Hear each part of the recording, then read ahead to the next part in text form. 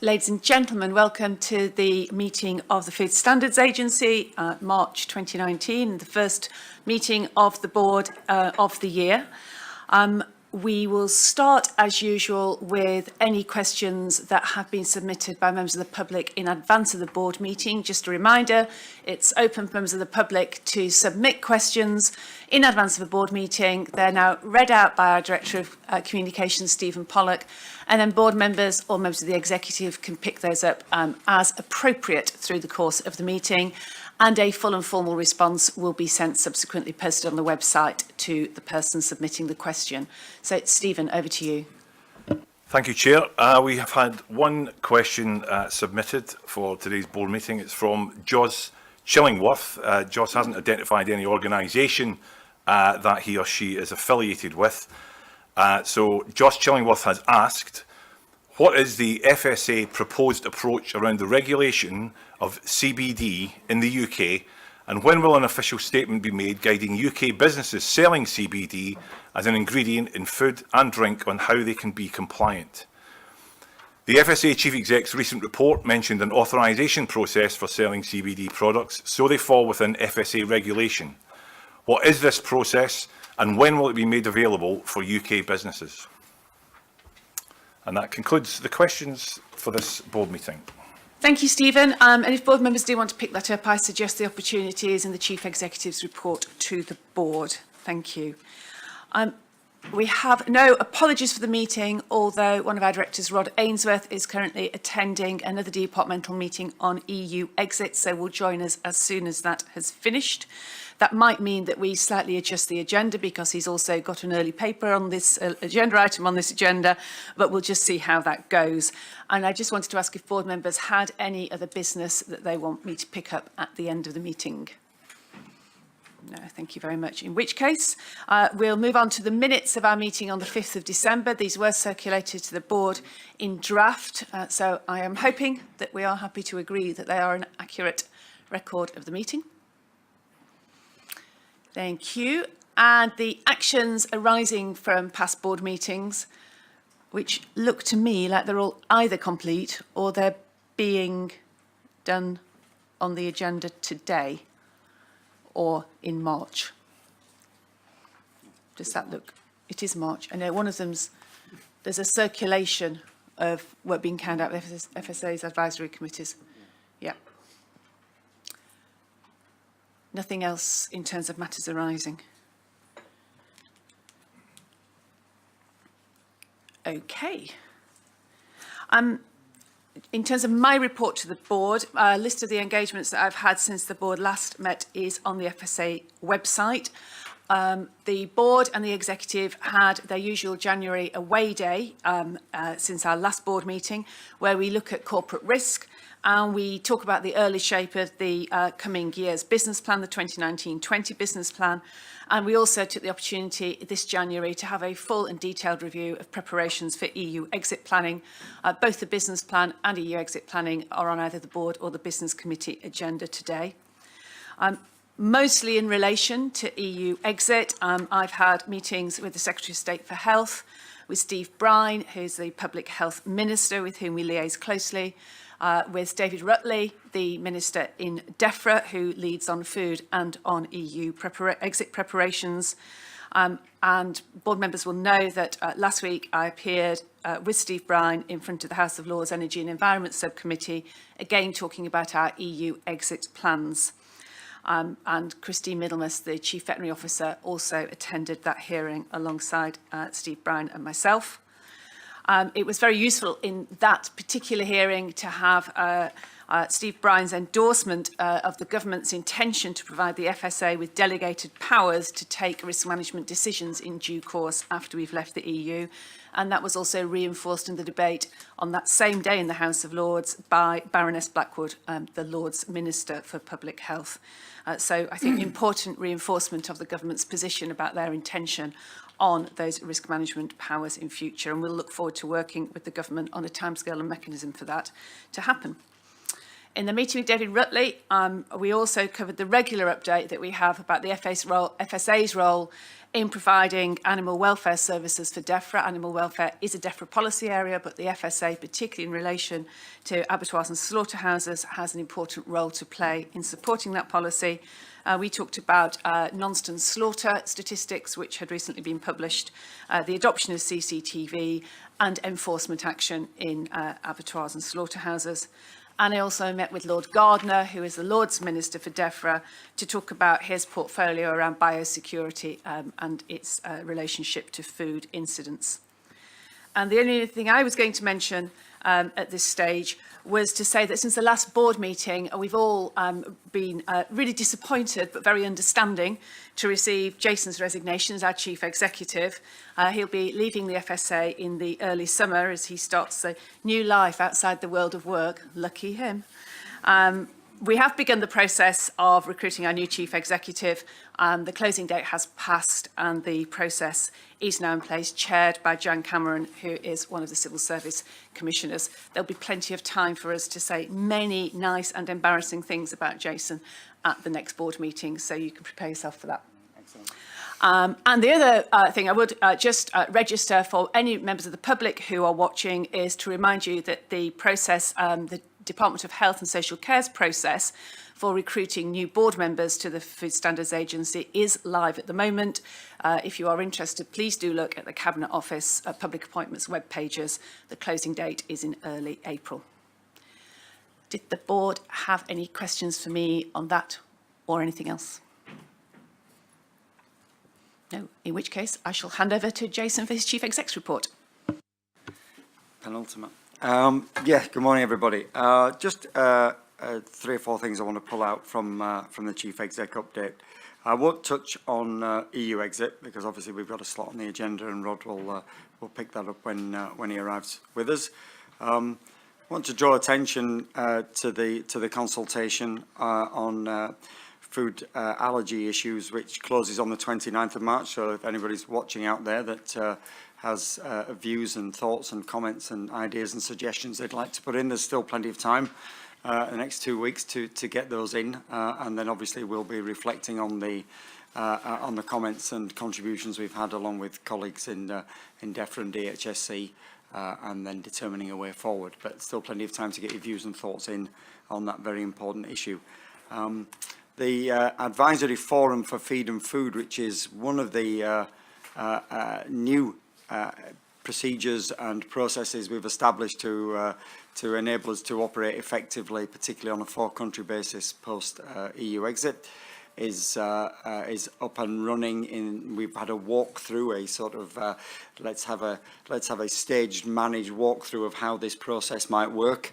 We'll be finalising the membership hopefully in the next week or so. We're just awaiting final nominations from 1 or 2 central departments, but that's a key component of how we'll look to manage risk and provide advice into policymakers who subsequently provide advice into ministers for their decision making on some key issues. So AFFF, which has been long in the design, is now up and working in its formative stage. Also want to draw attention to the terrific work that that Steve and Julie and Maria did at the GFSI conference a couple of weeks ago. Board members will recall that it's been part of our strategy to increase our international presence over this last 2 years, and that's what GFSI is I think the largest food safety related conference that happens in the world every year, and we had 4 speaking slots this year. 3 or 4 years ago we didn't have any speaking slots, and particularly warm reception for Steve's slot on allergens, and Julie's slot on surveillance and horizon scanning, with lots of other regulatory colleagues from around the world and other countries wanting to understand what we're doing and how we're going about it, and looking to learn lessons from some of the ground that we're breaking in those 2 important areas. So good to see that sort of 2-year-long strategy beginning to to bear some fruit, and international collaboration as well on other key areas such as how we go about tackling the growth of internet sales and food related products over the internet, which is a shared and clearly obviously international challenge, and something we're looking to collaborate with others on around the world. So a really good platform for us to build upon as we take some of those challenges forward. Thanks to the team for representing us so well internationally down in Nice in France week before last. And the last thing I just want to draw attention to before opening up to questions is the CBD point. I'm going to pass to Michael in a minute in terms of answering the questions that Stephen read out at the start of the meeting. I think the important thing for us is that we work collaboratively on this issue. It's quite a complex area. It's important, I think, that we work with the other government departments that are involved in aspects of cannabis related products. So at the one end you've got the Home Office in terms of drug use.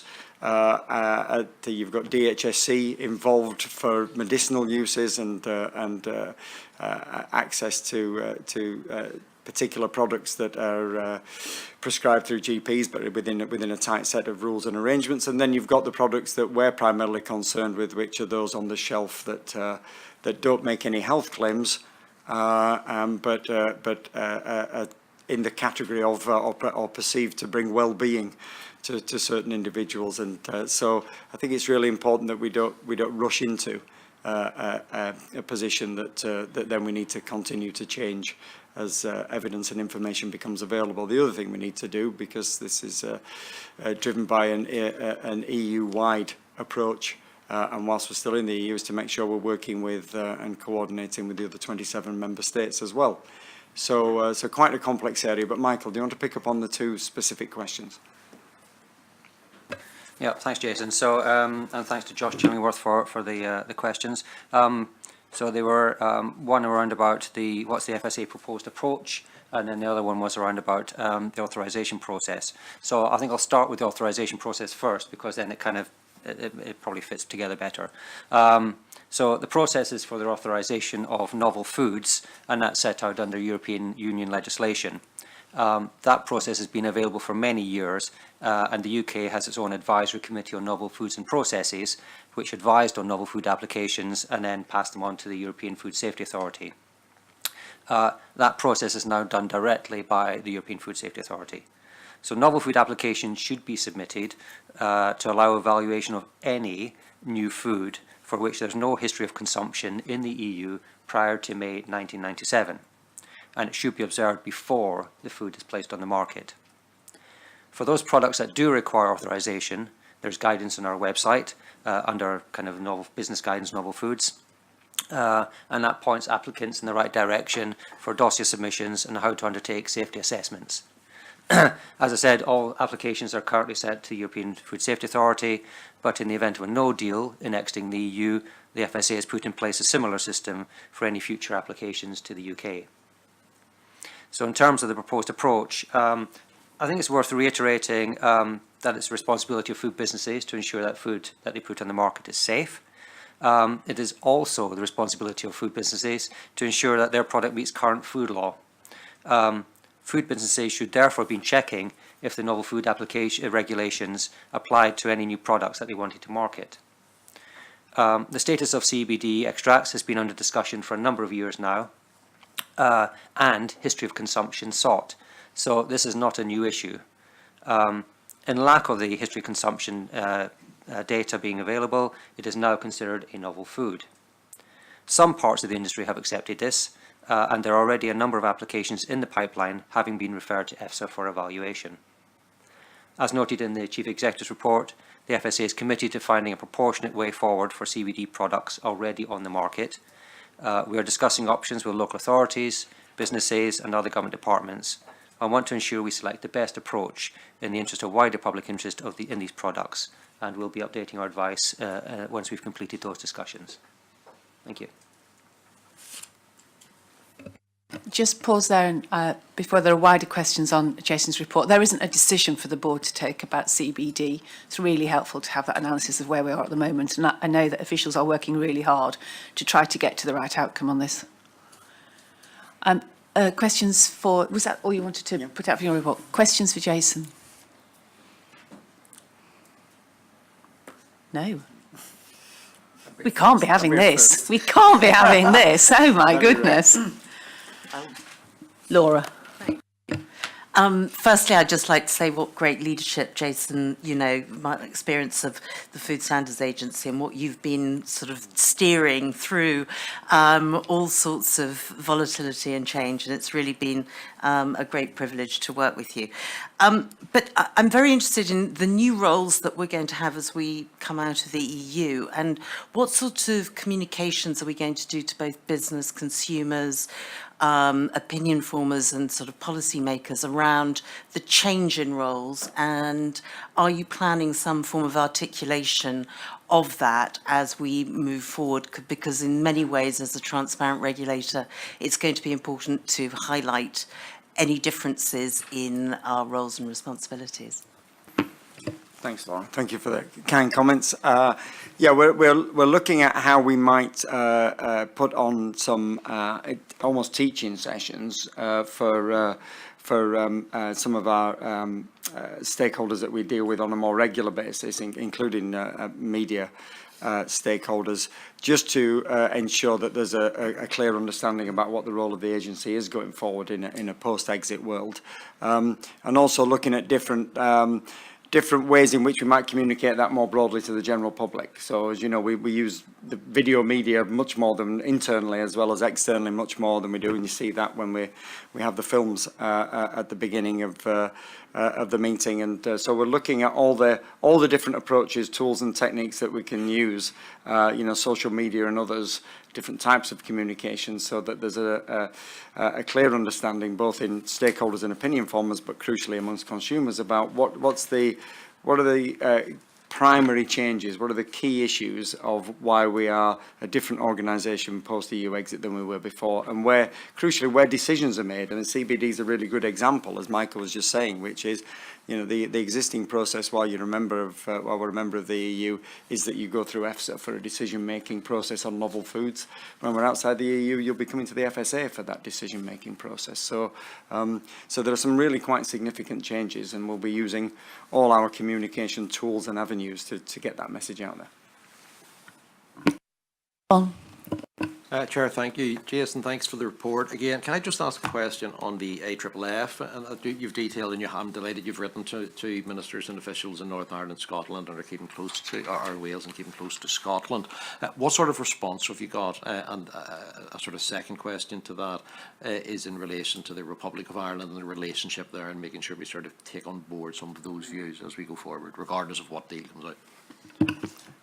Well, we've had encouragingly a very supportive response. I think all four countries recognise the need and value of having a forum that allows us to get and establish a UK-wide view, or at least in a less positive scenario, what the views are amongst the four countries. Let's not pretend it's always going to be all four countries are going to come to the same view, but it's important as a forum to establish that, and to look at the evidence and look at the science, and provide advice about what a proportionate and reasonable risk management response would be to that. So everybody understands the need for having that process and that facility.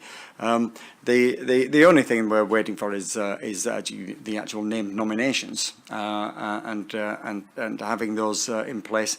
I mean, in terms of the relationship with the Republic, obviously our relationship with FSAI is probably closer than it's been for some time, I think, many years, and Maria's been leading on those discussions and establishing MOUs, and so that an exchange of information, and obviously in the context of EU exit and depending what the arrangements are, or what any arrangements are in terms of the border, then we'll continue to necessarily have a really strong relationship with FSAI, and that's in the interest of consumers on the island of Ireland, and also obviously in the interest of business on the island of Ireland. But Maria, I don't know if you want to add to that.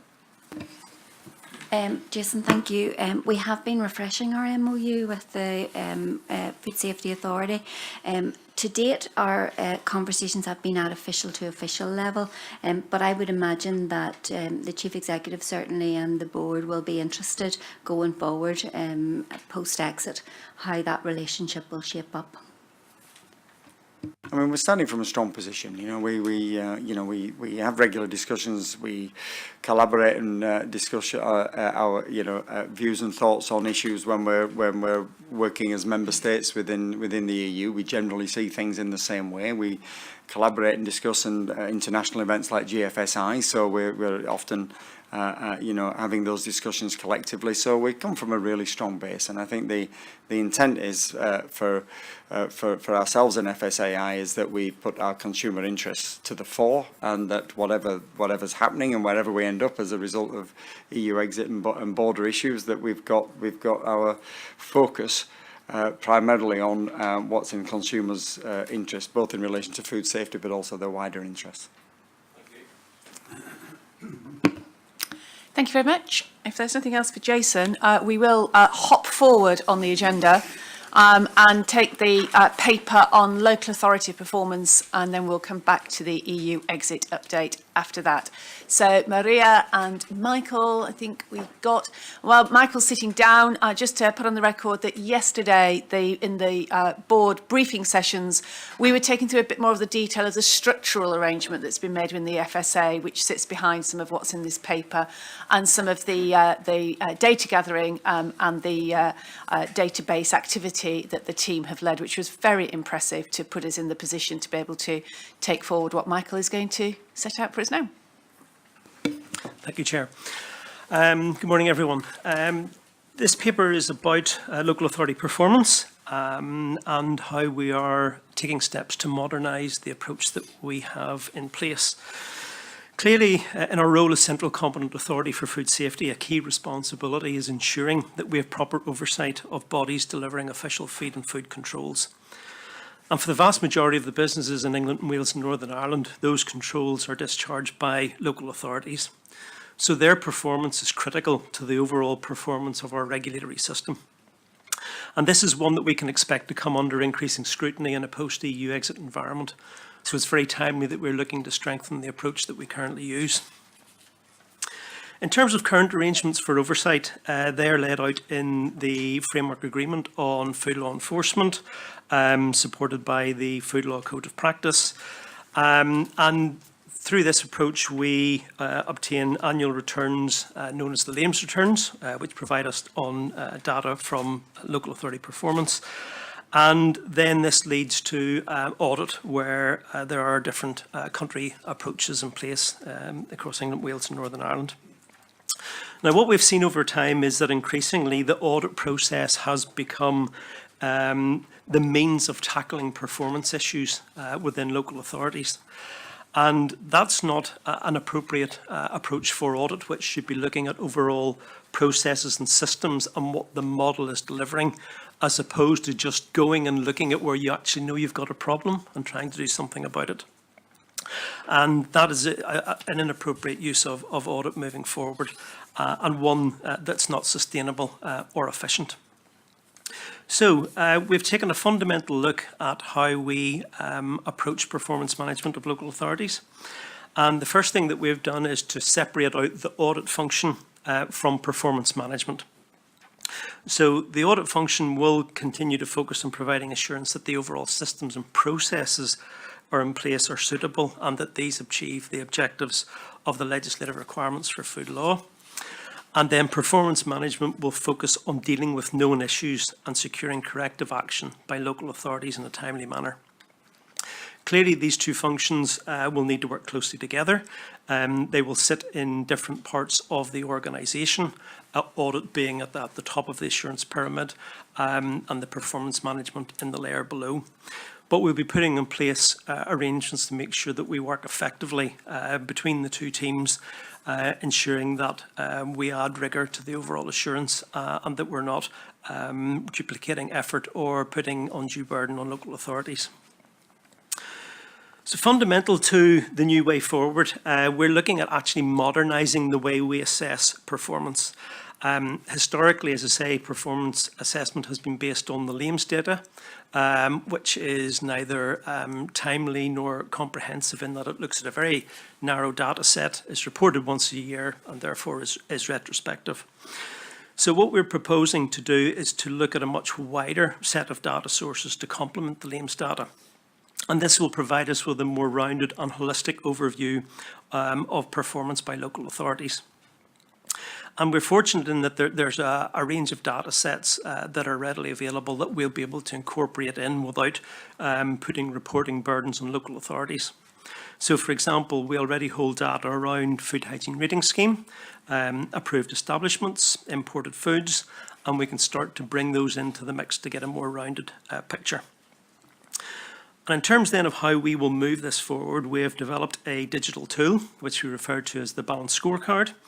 And this will be a digital solution that will look at all of the data, and we will then agree performance indicators and in due course targets for those KPIs. So in terms of trying to develop this work, we have been working with local authorities to make sure that we get this right in terms of developing a set of KPIs and considering data that will actually work for both FSA, will also be of use to the local authorities, and will make sure that we have a much better view of what's actually happening in the system. The new balanced scorecard approach will allow us to do much better trend analysis. It will help us identify emerging issues, unlike the current LAMES approach, which is looking back into the past. And then we'll be able to raise the issues at a very early opportunity with local authorities to try and ensure that they take appropriate action. And indeed, the tool will be useful not just to the FSA, but it will also help local authorities in terms of their benchmarking and being able to look across similar authorities to see what performance looks like. And that will also help them drive service planning in terms of securing resource within local authorities by having them able to paint a much more comprehensive picture of what performance should look like. The paper at paragraphs 15 to 20 does provide further details on the development of the balanced scorecard. We have a 3-year plan to develop that and roll it out. Clearly, there are some issues that we have to resolve before it can be fully comprehensive. So, for example, in the 3-year plan, food standards metrics will come later down the line. And the primary reason for that is that we're rebuilding the food standards delivery model, so we need to know what we want that model to do before we can get the KPIs right and bring them into the balanced scorecard. Finally, we have reviewed our process for escalation in terms of addressing areas where local authorities are not performing to the standard that we expect. And we have revised and reviewed the escalation process that we have traditionally used for LA Audit to incorporate the performance management. And within that, you'll see in the annex to the paper that we are proposing that there be increased visibility where there are significant issues of poor performance by local authorities, including visibility at board level, which is a new development. In terms then of how ultimately we can try to resolve situations where we've got a significant problem with local authorities, historically we have tried to address those on our own, looking at it through the lens of food safety, FSA, liaising with local authorities. And what we are going to do in future is to work much more closely with other government departments and external bodies who also have an interest in LA performance, so that we can have a more holistic approach and hopefully get better outcomes. So, for example, in an England context, that would be working more closely with MHCLG and BAIS, And we have had some early discussions, and it's very clear that both of those departments are keen to work with us to try and ensure that we drive better performance by LAs and ultimately better service and outcomes for consumers. Okay. Michael, thank you very much. Rosie. Thank you very much indeed. I just had a couple of questions actually, which was you mentioned around benchmarking, and I just wondered if you could say anything a little bit more about how much of this information will be in the public domain, and obviously it's in development at the moment, but once it's more complete, will you be seeking to publish all of this information so that consumers can see what their local authority, how their performance is, or is this purely for internal purposes? Okay, so in the first phase of work, our plan is that by the end of the first quarter of this year, we will have the internal tool developed and refined and suitable for use.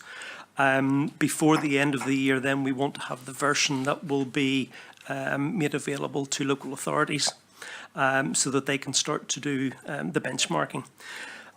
In terms then of wider availability for use by others, clearly we are committed to making data open and available, but we will have to look carefully just at the detail to make sure that we don't drive any inappropriate behaviour or misinterpretation, because clearly there are challenges when you look at the data sets, because we've got to make sure ultimately that if anyone is lifting the data and looking at it, they're able to compare like with like and not apples with pears. So for example, the demands and pressures on a large inner city local authority are very different from those from a small rural authority.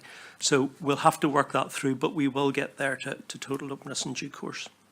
I just want to come in on that, Rosie. I'm really glad you raised it. I think it's really important. My sense is that the board doesn't think that openness and transparency only applies when we're publishing data about industry. It absolutely applies when we're publishing data about the performance of all the actors in the food system. So I think we would recognise all those caveats, but I think within a couple of years, we want to know that data is available, because we know it will drive local citizen pressure on a local authority or member pressure on a local authority to do the right thing. So I wouldn't want us to lose sight of the fact that those principles of openness and transparency across the whole system, they apply to us and they apply to local authorities as well as to industry. Rosie, and then Julie.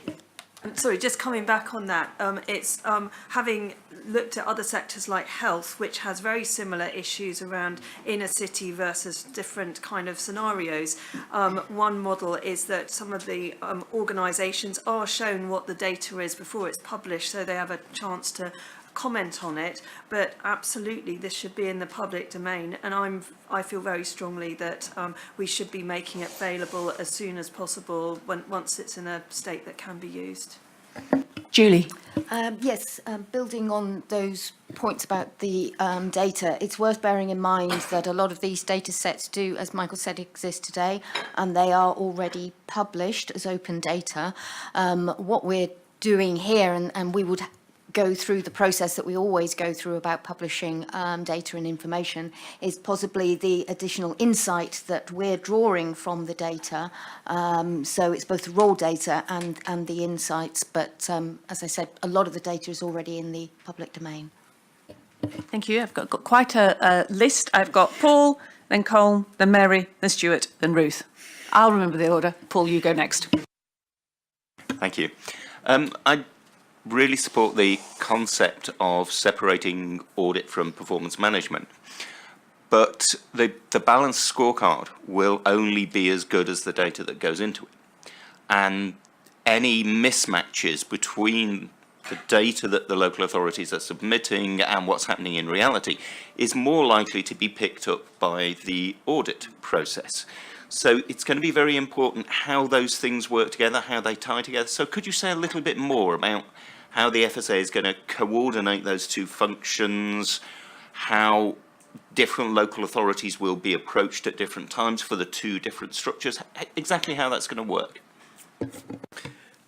We're still working out the fine detail of that, Paul, but clearly we will put documented procedures in place to make sure that we know exactly what's going on with any given local authority at any point in time. You raised an interesting point around the data and the quality of that. And we do recognise that there is, it's critically important that we make the data as robust as possible.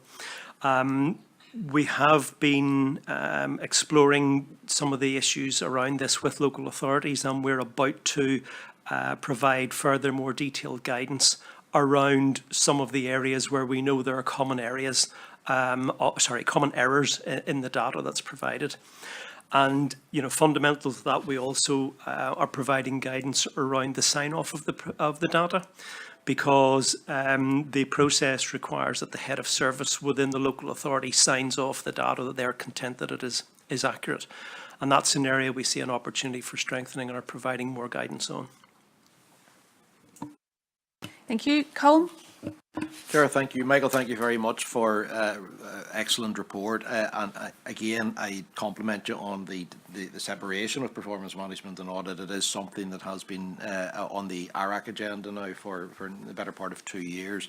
And perhaps we were looking at the wrong things, but getting rightly concerned about the disparity in performance. Really interested, adding on Paul's point, that there'll be a good sharing of data, because, you know, we don't want to be doing the same data capture twice, so we need to be able to do that. But I'm particularly interested to understand how you'll share good and bad practice whenever you pick it up. So in other words, there will be local authorities out there who are doing things really well. So how do we find a way to share that? And then the second question is really on the escalation front. So have we had good engagement with local government, with the LGAs in the various countries, and with the departments that will need to be involved here to make sure that there's good buy-in to the escalation process? Okay, I'll start with the second one and work my way back. In terms of the escalation process, our discussions with other government departments are at an early stage, and in the first instance they have been in England. The reality is that we have much more significant issues around LA performance in England, and it's a much more complex landscape. But as I say, the early discussions have shown that there is a really strong willingness to work with us, which is very positive. Could you just repeat your first question again for me, Colm, on the audit? It was, I suppose, a twin question of the ensuring we don't have to capture data twice, so that there's good sharing of data between the performance management and the audit teams, but also the use of best practice, so that we can spot bad practice and advise others and use examples of best practice. Yeah. In terms of the data that will be used, there'll be a two-way flow, and both teams will be using similar data. But one of the areas where there's definitely the opportunity to improve is in relation to the sharing of best practice. One of the big limitations of where audit had got to was because we were looking at the poorly performing local authorities based on the data returns, you weren't seeing any good practice. So because the new approach will look at the overall system across the piece, and we will also be looking more holistically, not just at LAs in isolation, but we can also be looking at the FSA's performance where relevant on a particular requirement. We will be able to pick up the best practice, and from there then we'll publish advice and guidance. And there are a couple of areas where we can see early opportunities to do that. Sure, it'll be really important for some early wins and really highlight that. Mary. Thank you. Really like to just reinforce the, how useful I think the differentiating between performance management and audit is. I think it's really great innovation. You were talking about, as it were, avoiding this sort of old data, the retrospective nature. How are you going to be, are we talking about moving to almost a 12-month rolling data set or a end of 12 months? And how do you balance openness, transparency, accuracy and timeliness? Okay, so in terms of the data that we use, a lot of the data that we'll be building into the balanced scorecard is readily available on a regular basis. So for example, if we look at the data around food hygiene rating scheme, local authorities are obliged to refresh the ratings for all of their businesses at a maximum of 28 days. So we can feed a much more up-to-date picture around FHRS into the model. Currently, we're looking at refreshing the data around approvals on a quarterly basis. So because of the way the other data sets are maintained, it's quite easy to bring them into the system much more quickly rather than just looking back at the LAMES data, which we'll still do on an annual basis. But the other data sets will be much closer to real time. Is that fine, Mary? May I just say, are you looking at sort of, if you like, digital uploading immediately? An EHO has gone into a food business operator? No, we're not quite at that stage, but within regulating our future, we do have a work stream around what we call the unified view, where over time we're looking to get a much wider picture of what is actually happening in the food system. So in due course, we may be able to get much richer data around what's happening within the food businesses, rather than just looking at it through what the local authority is reporting on the current data sets that we have available. Could I, Julie? just building on that point, and yes, we've got this new approach, as Michael says. Rather than going straight for real time, we need to be careful. There are concerns in going for real time and ensuring we understand what the time frame is, because if we don't understand that, then we lose control and we can't measure changes against baselines or whatever it is we want. So we will be progressively getting it finer and finer and finer going forward, and maybe one day ultimately at real time. But at the moment, I think it would be too much too quickly, and we would lose control and understanding what's going on in the system. Ruth, I've not forgotten Stuart. His question's been answered. Thank you, Chair. First of all, Michael, thank you very much. I think the paper really highlights the crucial role that local government plays in the food system, and it's a timely spotlight. I'm really pleased that you've had good engagement, and I think it's crucial that as the data become available, that people are part of developing it and seeing what local government can do with it themselves as well. It's a crucial shared opportunity. I know the paper, I welcome the separation of audit and performance management, but audit is done a little bit differently in the three nations, and I do think it's really important that we have a rationale and a clarity about what we want from the audit side of the work as well. And I know ARAC's been looking at that issue, and we'll welcome some updates on that in the next few months. Many of the questions have been covered. My point I wanted to highlight was you've talked about driving up performance of local government. The data you collect will be collecting data on resources and workforce, and clearly local government is facing particular challenges at the moment. And I wondered if you were able to use the data you gather to inform the next comprehensive spending review, because it's crucial that we have a strong basis for the food system going forward, and what steps you'll take to ensure that we highlight the resourcing that is available for food safety. Just to pick up an observation around your point on the approaches in the three countries. Again, there has been significant variation in approaches to how we have managed and had oversight of local authorities in England, Wales and Northern Ireland. In terms of this new approach, what we're seeing is an alignment across the three countries for both performance management and audit, so we're not just separating it out in England.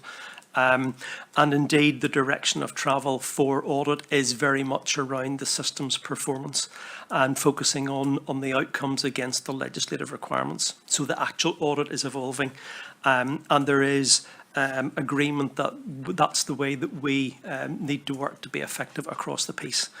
There may still be different subjects or programmes of audits, but the same process will apply across the piece.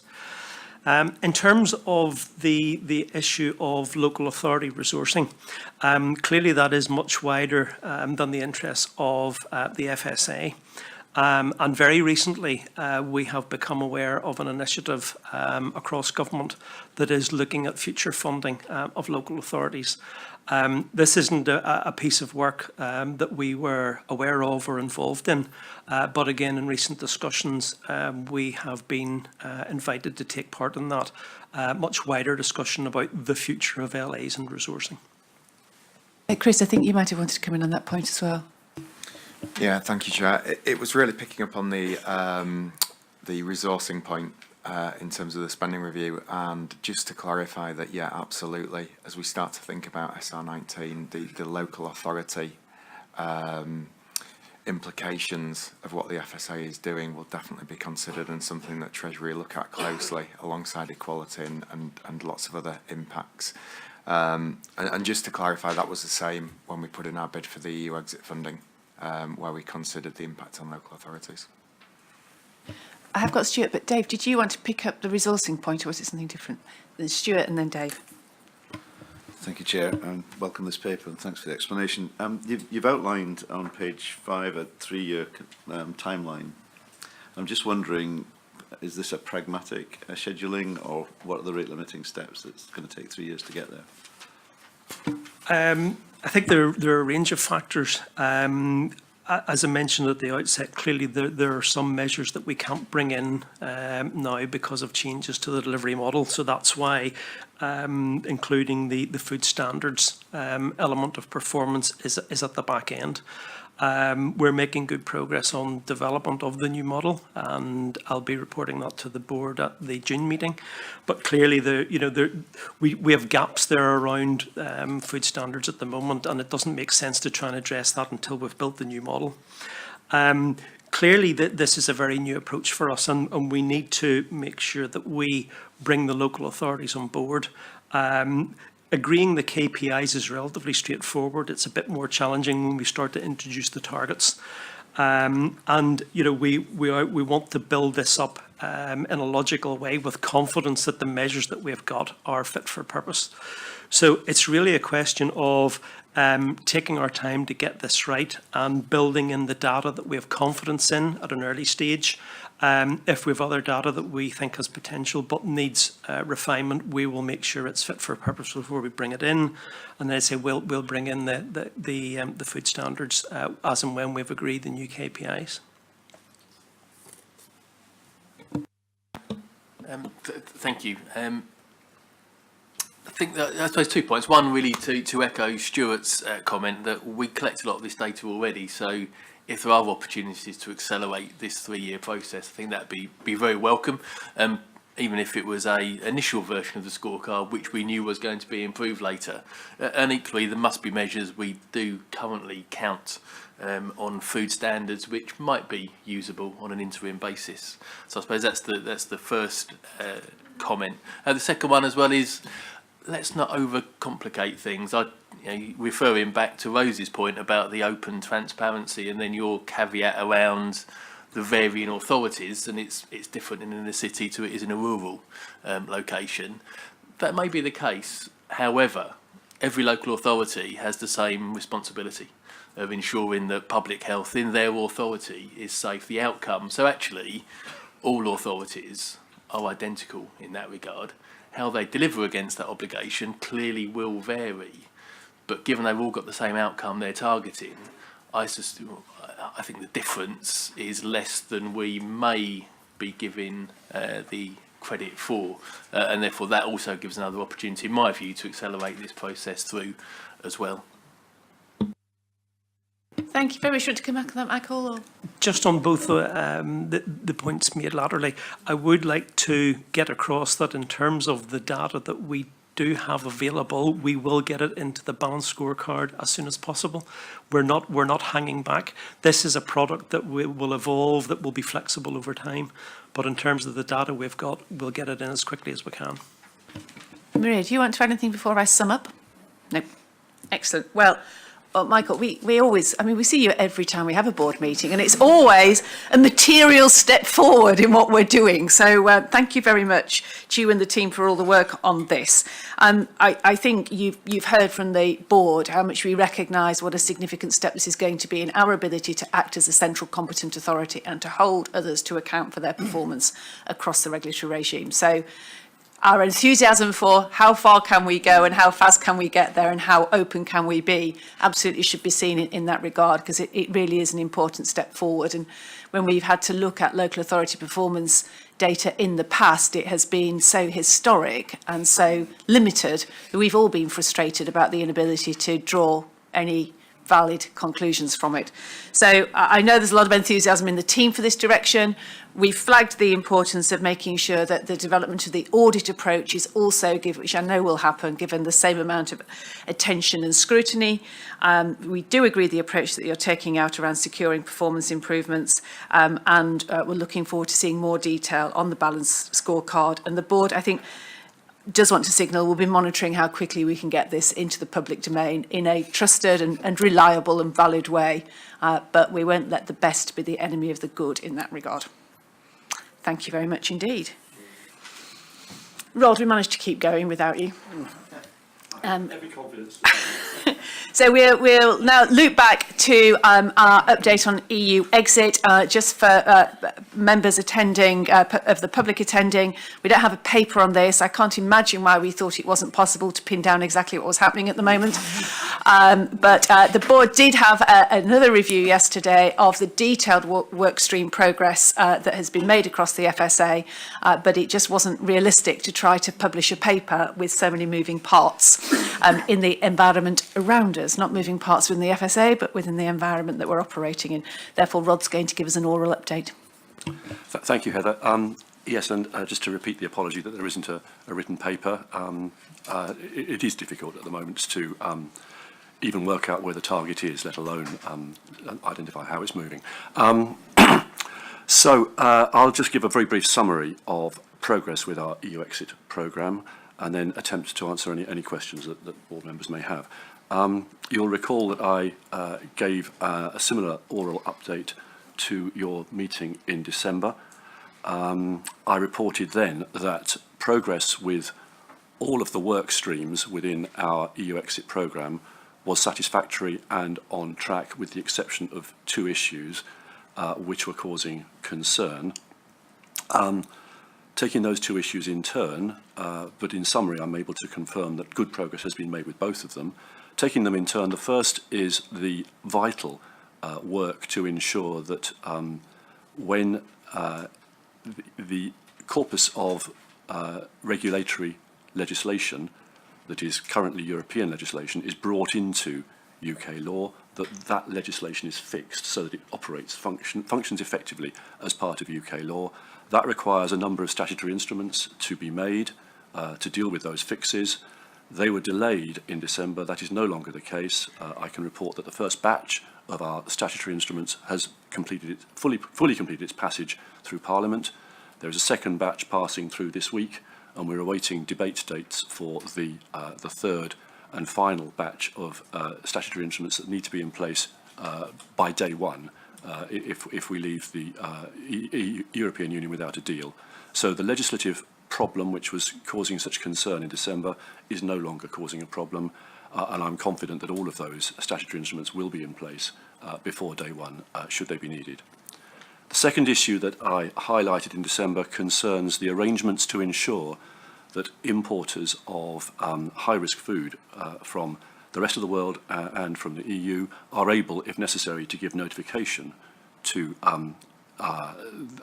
appropriate authorities in the UK when they're importing those high-risk food products. Those arrangements were progressing less speedily than had been hoped in the back end of last year. Very good progress has been made in the intervening period. A decision will be taken literally in the next 2 or 3 days as to whether, if we leave the European Union without a deal, the system that will be utilised for giving notification of import of high-risk food products, whether that system will be the IT system which has been developed by DEFRA called IPAFs, or whether contingency arrangements will be invoked to ensure that due notification can be given. We've worked very closely with DEFRA, the team developing the IT system and also the teams working to develop contingency arrangements. We're as satisfied as we can be that those will be robust and effective should they be needed. So at the moment, whilst those arrangements are still under development and therefore if I were characterising them, I think we would characterise them as no more than green amber or amber green. The progress is very, very satisfactory compared with where we were last December. And just to repeat, we're satisfied that there will be a robust set of arrangements in place should we need them if we leave the EU without a deal. In all other respects, the FSA's programme of preparations for leaving the European Union has all of the work streams, as I've said, have proceeded very satisfactorily, and we are, with the exception of those issues, really at the end of the programme, such that we have reached the stage that if we needed to invoke all of the various elements of our work programme, we can with confidence say that the regulatory system that will be in place when the UK leaves the EU will provide at least as much protection for consumers as has been enjoyed to date. Now, I use that phraseology consciously because we have worked throughout in relation to the programme without being clear what the nature of the future relationship between the UK and the EU will be. And the work that we've done, therefore, has in a sense been neutral in terms of how that relationship might develop. And what I think it's important to appreciate is that there are many elements of the programme which are valuable, desirable, irrespective of the relationship that the UK has with the European Union in future. The new surveillance arrangements which have been developed are actually a significant advance on the way in which surveillance was carried out in the FSA and in many other countries to date. And I think we can bank that as a considerable achievement of the people who've worked in relation to that work stream. The need for there to be a fully effective means of addressing food crime in this country is something which was identified prior to the decision to leave the European Union. We've accelerated work to have the food crime unit in place, but that again is something that we can bank irrespective of the future relationship between the UK and the European Union. And in other respects, the capacity that's been developed in the FSA over the last couple of years and the confidence that's given us, in fact, about the way in which we can go about our work is something which, regardless of that future relationship, is something which will stand the FSA and consumers in relation to food safety in this country in a very good stead. So I'll stop there, and I'm more than happy to pick up any questions board members might have. Rod, thank you very much indeed, and I know that we will endorse those sentiments that you've just expressed really warmly. Questions or comments from board members? Paul. Thank you. First thing to say, Rod, is I think it's amazing how you and your team have managed to get through so much work and get us to this situation where we are reasonably comfortable moving forwards. Just a more specific question on IPAFs. What the board has heard, our faith in that system being there and viable has wavered backwards and forwards, and now we're hearing that, yes, we're confident that there is something there. Frequently what happens, it's certainly feasible with IT system launches, we get a month or two down the line, volume of traffic to the system increases, it falls over at that point. Is it feasible for us to shift back at that point to the backup contingency system? In other words, do we still have some flexibility that we can bring that in if we have to in a kind of an emergency? Thank you, Paul. Yes, is the short answer. The plans in relation to contingency arrangements will be maintained and held in position for a number of months after exit, probably at least 6. The extent to which those contingency arrangements are stood up will depend on the nature of any problem with IPAVs. The first response to IPAVs having a problem will be to try to fix the problem quickly, as you would with any IT arrangement. If after a matter of, I guess, hours, that becomes clearly a more significant issue, then we would turn to the contingency arrangements. And the extent to which those arrangements are invoked will depend on the nature of the problem. But I think it's maybe worth adding to that as well, that I think what we've seen over this whole process has been another byproduct, really positive byproduct, has been such a strengthening of relationships between ourselves and DEFRA. In relation to this, we're a client of DEFRA, really, but we've been in the room with them. We're helping resource the requirement. We're playing a really collaborative role. We're standing up people to help back up the system. I think at every level, from ministers down, we have a very ready access, if there were an issue, to be part of the decision about how to resolve the issue. So I think that also gives us a level of confidence about our ability to flag that there may be a problem only in our area, but then to be able to be part of finding the solution to it. Laura. Thank you. I'd like to reiterate what Paul said about Rod, you and the team and the overall FSA in managing the volatility around, but with real clarity on what needed to be done from the point of view of food safety and consumer confidence. A little bit similar to the last report, we are also reliant on delivery partners and ports and local authorities. And I think that in the budget, we did have some money to give to those local authorities to support them. I just wondered what the uptake of, first the money was, but also your sort of confidence in our partners being able to deliver at sort of the front end. The extent to which EU exit will impact on our delivery partners will, of course, depend on the nature of our exit. And it varies between various categories of partner.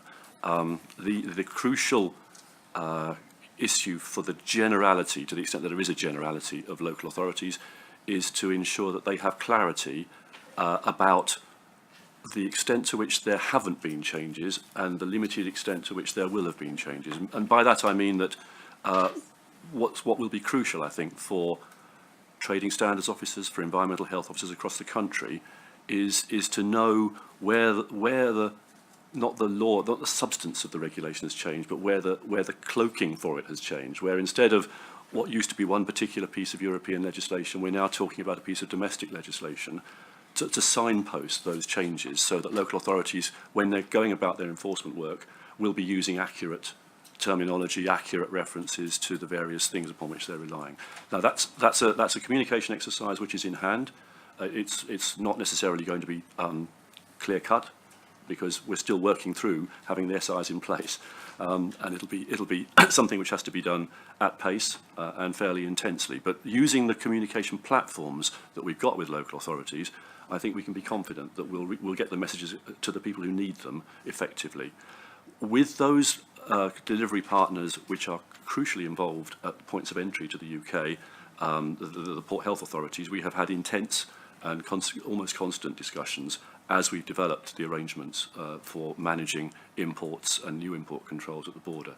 And I'm satisfied that they're fully aware of the plans that are in place. There are workshops and other meetings taking place on a weekly basis at the moment to ensure that those partners are aware of plans and arrangements.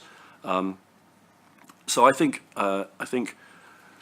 whilst communication with this exercise has been slower, I think in some respects than would have been desirable, because of an understandable desire to be cautious about the content of communications.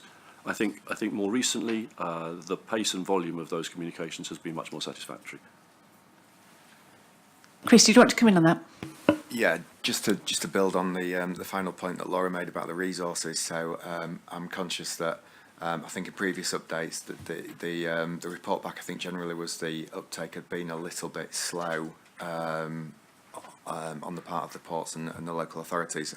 The last time I spoke to the EU exit team and the people working with Rod, that had actually picked up more recently, and I think they'd broken through the £1 million mark, so a good chunk of that budget has now been used. So just my light to put numbers around the narrative. Dave, did you have something on the same point? It was linked to Laura's point, and just to build on it, on the delivery partners, probably our largest delivery partner actually is the food and feed sector itself, and clearly there'll be a wide range of preparedness in that environment. So how well prepared are we in terms of our communication, our website preparation and capacity to be able to cope with supporting all of those businesses who will be directly or indirectly affected should there be a no-deal scenario? Patchy, I think, is the honest answer, Dave. The larger food businesses are well represented through their trade associations, and as members will appreciate, the reason why I was absent at the beginning of the meeting was because there is now a weekly meeting between DEFRA ministers and the Food and Drink Federation, the British Retail Consortium and the NFU and the British Hospitality Association, ensuring that there is that weekly interchange of key messages. The reason why I said patchy is that I suspect that it has been significantly harder to make communications effectively with small and medium-sized enterprises. And our website, I think, is clear that the lines that we have available for businesses to see are there. But I would be surprised if many businesses in the SME category have the time and capacity to be as prepared as we might wish them to be in this area. Thank you. I've got Mary and then Stuart. It's an extraordinary achievement given the uncertainties that we have, that you have, you know, we've got the bones of a working food system, really regardless of Brexit outcomes. So it feels a bit ungenerous of me to ask about the health mark and the implications for export. I mean, my concerns, I suppose, are the sort of reputation of UK food, that it's really, at the moment, it's not, we don't know, as food producers don't know what it is, how they're meant to be labelling their food. And I don't know if you've got any comments on that. It has been a changing picture, and it's regrettable that it has been a changing picture. There is clear guidance now available for businesses. Unfortunately, that guidance is making clear that there is no single satisfactory solution. There are a variety of options available, really, for businesses exporting. And as the guidance that's available on FSA and DEFRA websites makes clear, because of a feature of EU legislation, if we leave the European Union without a deal and food businesses wish to export to the European Union, then the health and identification marks for those exports will need to bear the ISO designation, the two-digit ISO designation, GB, for those exports, because that is a requirement of European law, and there's nothing we can quickly do to fix that. We're exploring other options. That doesn't apply, that restriction or that requirement does not apply to exports to other parts of the world, and it does not apply to placing goods on the market within the UK. It's a feature of EU law. But that, therefore, as I say, it's not the simple picture that we would have liked to have had, but it is simply the situation we face at the moment, and that is now clearly explained on our website. Anybody else wants to raise anything? Rod, I just wondered if you'd just say a little bit about our incident preparation as well, because that is another area where I think what we've done as a result of EU exit has really put us in a stronger place. I meant to cover that in my introduction, and I apologise for not doing so. I think the work of the incidents team and the way in which they've developed an approach to our resilience which was in fact in place from the middle of autumn last year, is one of the best parts of the EU exit preparations that I've seen across the programme. That is designed to ensure that if we leave the European Union without a deal, and therefore lose access to the rapid alert system, which is one of the main mechanisms through which member states alert each other to problems with food supply, food safety. Our approach to incident handling has put in place a set of arrangements which I think will at least be equivalent to the confidence that we have from the RASFF system. We will be using the internationally utilised system of InfoSan, which we are investing in and strengthening. And we have developed, with Julie's surveillance team, a capacity for incident prediction, which is already showing some quite, some very impressive results. And there is work there which is an illustration of the way in which we have actually, on the back of preparing for EU exit, put in place arrangements which I think actually are an improvement on the mechanisms that have been in place in the past. So I feel very reassured, and I think my EMT colleagues do feel very reassured that the thing which consumers, perhaps above all else, want us to achieve, which is to ensure that incidents are handled effectively, is something that we'll continue to be able to do after exit. Colin. Yeah, can I just add Chair, that the new receipt and management system that's now in place has actually picked up some incidents before the RASFF system. Very good. Jason. Just in closing, really, just to build on Rod's probably opening comments, we're as prepared as we can be for any set of circumstances and scenario that might play out over the coming weeks and months.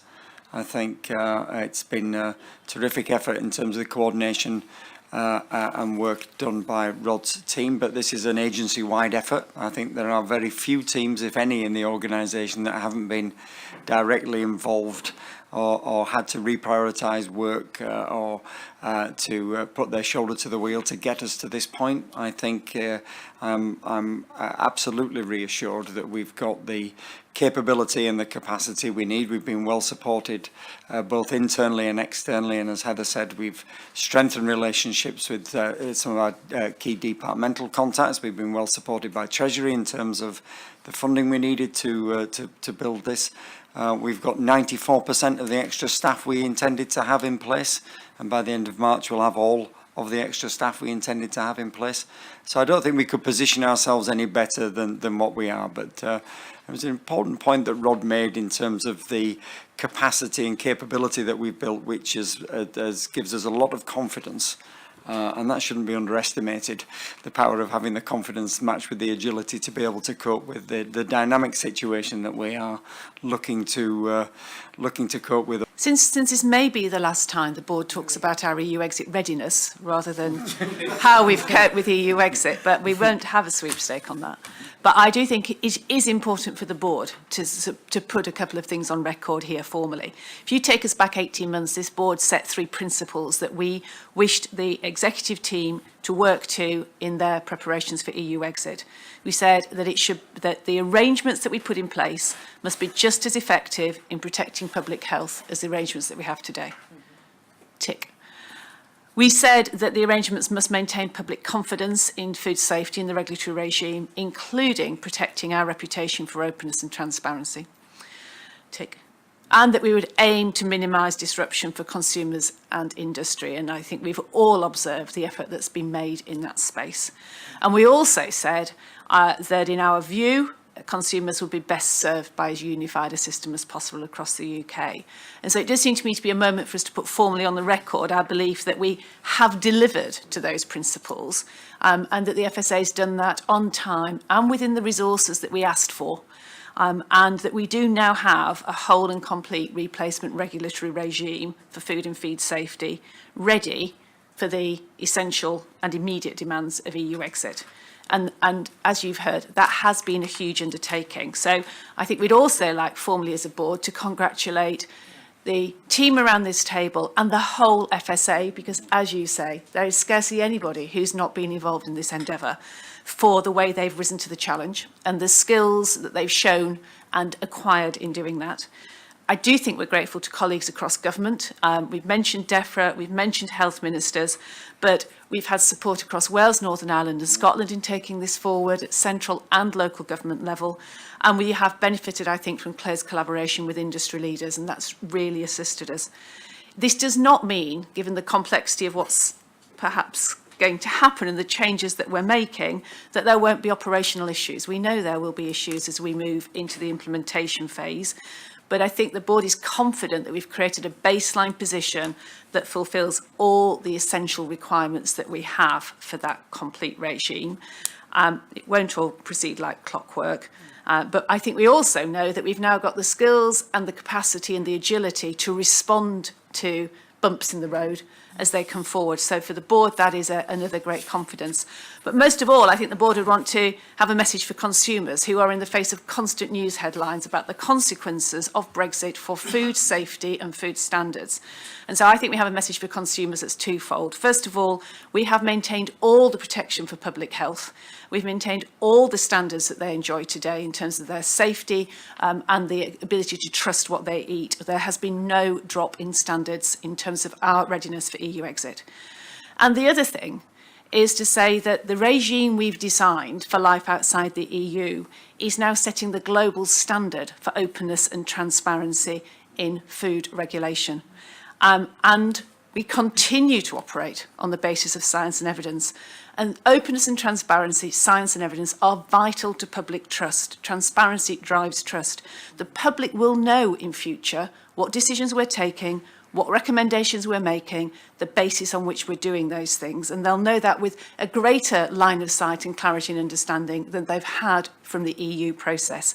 So I hope that gives the consumer confidence that the FSA continues to put the consumer first so that we've all got safe food and we've all got food we can trust. And I think that, to share your words, Jason, we'd have taken that 2 years ago very, very happily. So well done. And we will stand in great support as we go through the possibly slightly turbulent and choppy waters of the weeks ahead. And we know what is facing us in terms of the realities. So thank you very much. Be fortunate because, as we've just heard, some of the challenges ahead are quite significant. So we are in a much better place, but we continue to need to continually improve to be able to kind of keep up with the pace of change and some of the challenges that we are ahead. One of the things which kind of was noticeable to me when I first became the Chief Scientific Advisor at the Food Standards Agency was somewhat of a disconnect between the science and evidence and the rest of the organisation, and a feeling that science perhaps needed to be placed more centrally and at the core of all parts of the business. And one of the things that we kind of try to do is move towards the fact that actually that requires everybody to work together. So often people talk about people needing to be an intelligent customer of science, but less frequently is the fact that scientists need to be more intelligent providers of that science and evidence. And I think that's what I think we've been trying to do a lot of in terms of actually what is the sort of science and evidence that needs to be done, and we will do it appropriately, and being aware of what science and evidence can offer you, so that intelligence coming from both sides. And I think there are some good examples of how that has happened over the last few years. Just, I won't kind of go through the report in huge detail, but I'll just pick out a few things. I think in terms of the aspect, and I know Heather at some of her presentations has highlighted the desire for the FSA Board and the FSA as a whole to kind of put science more at the heart of it. And I think that's reflected by the frequency that you see either science-led or science at the core of many of the papers that are coming to the board these days. And again, I think that's a really good sign of the fact that actually that connectivity has happened. I think another good illustration is we have really enhanced the scientific capability of the organisation. If you look at the numbers, and especially in the risk assessment area, because as we prepare for our future roles, you will see that, and in particular, the arrival of people like Rick Mumford and Jane Clark and Amy Adkins, in terms of really at a senior level offering some of that scientific leadership, which I think is really important, because either myself or Steve Wern, we can't do it all ourselves. We need others to also be champions and advocates and kind of helping ensure that intelligent provider aspect is happening. We, as you know, in terms of preparedness, we've also tried to engage far more with utilising the full capabilities and offer that our scientific advisory committees can offer to us. So trying to use them much more in terms of bringing in early, in terms of conversations about a whole range of things, or when it comes to communication of some of the risks that we are dealing with, having their voice. Because when you look at the recent polls on trustworthiness, top of the list is nurses, second on the list is teachers, and third on the lists are scientists, and fourth are professors. I probably don't need to tell you what's at the bottom of the list, but actually scientists, it segregates. So it's academic scientists at the top, and then industrial and government scientists are quite a lot lower down on that list. So therefore, when we've got these committees full of these people, we should use them more, because we talk about trust, and therefore, they can offer it to us. What I would commend is the fact that we've expanded those committees, and we're looking to get another 40-odd members. And if you remember, I said I was quite sceptical as to whether that would be possible. And I'm pleased to say that after huge efforts from the organisation, including Heather getting very actively involved, we are hoping to appoint approaching 40 people over the next couple of months, which I think is a huge effort. But one of the things is getting people in the first place is one part of the problem. The second is actually offering the quality of the kind of the support, the true engagement with them, etc., so that you retain them. Because if it's been hard to get 40 new people, if you lose 40, then it's even harder to attract, any more. So I think we're through phase one in terms of building that capability and capacity. I think there's some other kind of things which I'd like to flag, which I think have kind of been very, very useful. One of the things that the Science Council and Sandy will talk about this is they recommended that we become much more international and externally focused, and not just a few individuals. And I'm pleased to report, for instance, that we published a paper last year with an American co-author, which is the very first time of demonstrating how food hygiene rating values or scores can be related to public health, and a prediction on if X% of businesses moved from 0 to 1 or 2 towards 4 or 5, how many thousand less foodborne diseases you would get. And that being published in an international journal with an American co-author is already getting pretty significant traction. And it's obviously a very useful and powerful piece of evidence to argue why FHRS scores and display, etc., can be important. And we want to do more of things like that. We're also trying to engage with perhaps some of the disruptive technologies that might be possible. So just very recently, I went on an abattoir tour of one of the Tulip pig abattoirs near Bristol. And we went with the Science and Technology Facilities Council. These are the people that put sensors on Mars and do all of this kind of satellite and CERN sort of technology. And it was interesting taking them around an abattoir.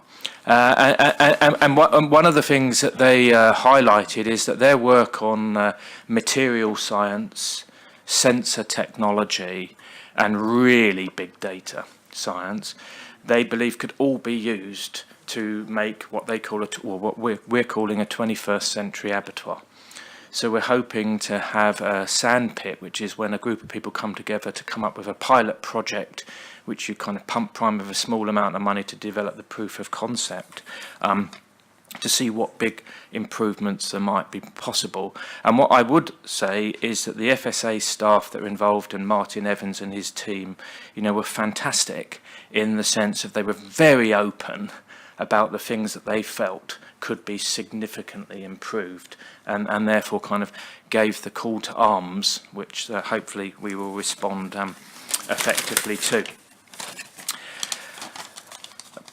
The other thing I want to flag is I belong to the government CSA network, and one of the really useful things about that this is one of the groups which actually, whether there's EU exit or not going on, meet every week and involve about 15 or 16 government departments.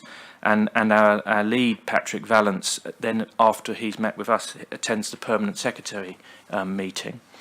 And this is very, very useful for actually gathering intelligence, which we can bring back to the FSA, or in other aspects, being able to kind of flag what might be of interest in the Department of International Trade or the Department of Transport, which has been very interesting in some sense of the freight logistics conversations are very live as we speak. And again, one thing I would flag to the organisation, I think the FSA is much better now at utilising that opportunity than it was 2 or 3 years ago, but I think there are still huge opportunities to be exploited in that particular capacity. So I just want to raise a few challenges and opportunities before we open up for questions. I raised the fact that we have the Advisory Forum on Food and Feed, and we've had many papers associated with that. And there are some incredibly new opportunities here in terms of this breaking the mould aspect, in terms of publishing the evidence. And if you are publishing the evidence, then that means you will be subject to much more scrutiny and challenge. But on the other hand, if you want to be open and transparent and actually live by that word, I think it is the right thing to do. And in the same sense that if you actually, some people would argue that often how risks are assessed is very open and transparent, and how risks are managed and decided often happens in a black box. And again, I think what we're putting on the table here is that black box, actually seeing what's going on inside it, so it's no longer a black box.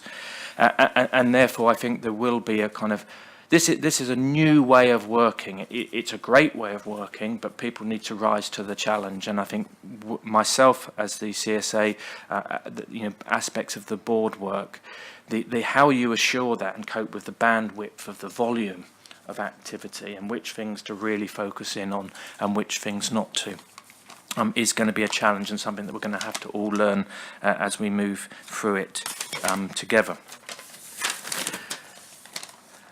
The other aspects I want to flag is the Strategic Evidence Fund, I think, which you use in terms of try to invest into sort of the more foresight activities, I think has already demonstrated some very, very early wins. The utilisation of fellows in external organisations, the funding of PhD students, the funding of pilot projects with people who work on sensor technology, is all bringing the sorts of disruption which potentially enables us to keep up with the disruption that's happening in the food system. And obviously, one of the things that's quite hard to predict sometimes is what might be the next disruption, or what's the next sort of black swan.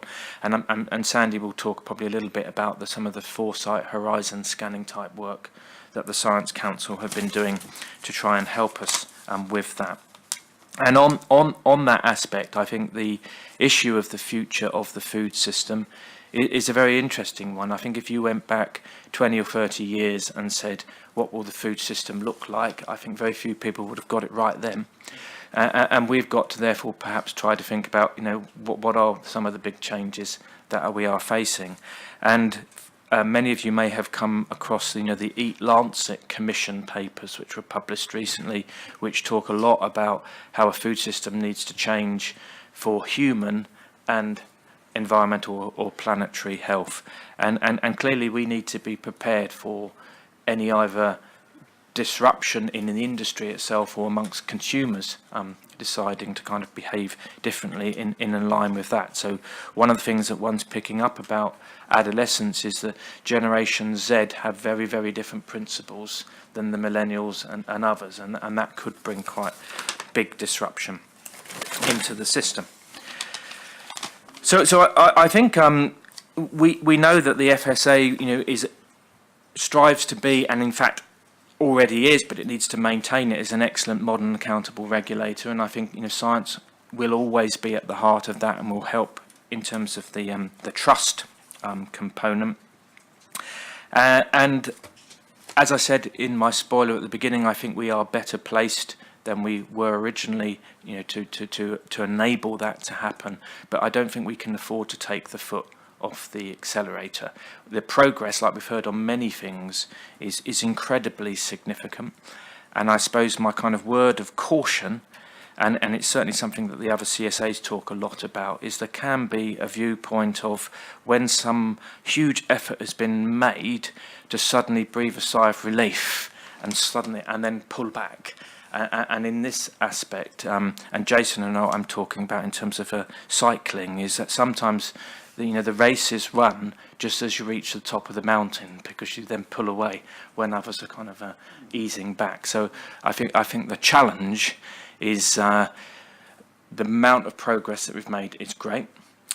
We do need more progress, and the investment in science, I think, is really crucial and important. But we're part way on that journey, and there's more effort ahead of us. Thank you. Guy, thank you very much indeed for such a comprehensive analysis and update. Stuart and then Rosie.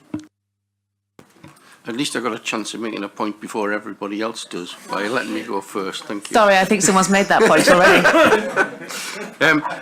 It's the big thing for me about the work that Guy's done.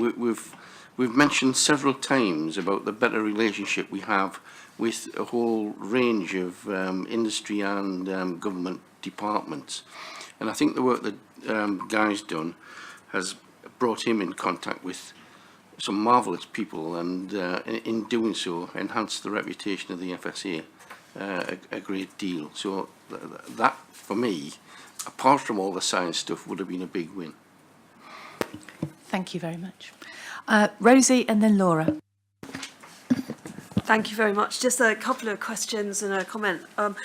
I just wondered if there's any comment you can make on how diverse these 40 people who are coming into the science advisory groups are, because it has been an issue across government how the diversity on some of these groups is managed. So I'd be just interested, are we collecting data on that? Do we know where we stand on it? And the second thing was about the visibility of science, because a few years ago we had a sort of Congress of Science to celebrate some of the work we've been doing. I just wondered if there's plans in future to really try and bring out some of this great work and make it more widely available to anyone outside who might be interested. So those are my two comments or questions. With respect to the first one, that I haven't seen the data. But it is something that has been in front of mind, in which it's a problem right across government in terms of the diversity of many expert groups. One of the things that we've been very conscious of in terms of recruiting so many people is a real opportunity for sort of succession planning. So a kind of a proactive aspect of effectively helping kind of generate the kind of the next generation of people who may join the committee initially in terms of a working group, then become a full committee member, and then potentially becoming a chair of another committee. And one of the things that Heather has met with several of the learned societies, and I have too, and produced some articles in their magazine, is that we are trying to also encourage the bosses of diverse groups to effectively recognise that fulfilling these functions is an important part of their career, at whatever stage they are in their career, so they feel supported in terms of applying. So we're trying to pull all the levers, which hopefully will get us to where we want to be. I'm hoping the data that we collect from the appointments will show it's working. In terms of the advertising science, you're right. I mean, the social science groups still have an annual day in which they talk about their work. I'd like to see a point in which we move back towards that.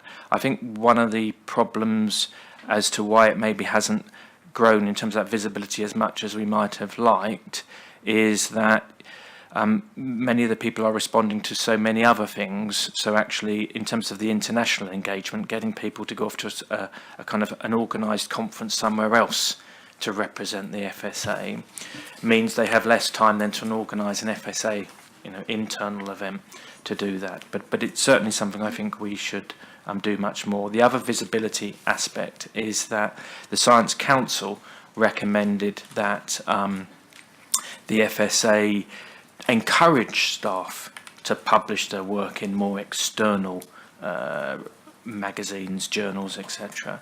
And that FHRS paper that I spoke about is an example of that.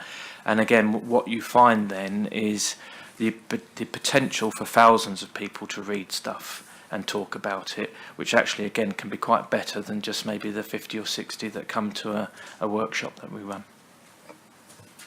Thanks, Guy. I've got Laura, Paul, Mary, Ruth, Stuart.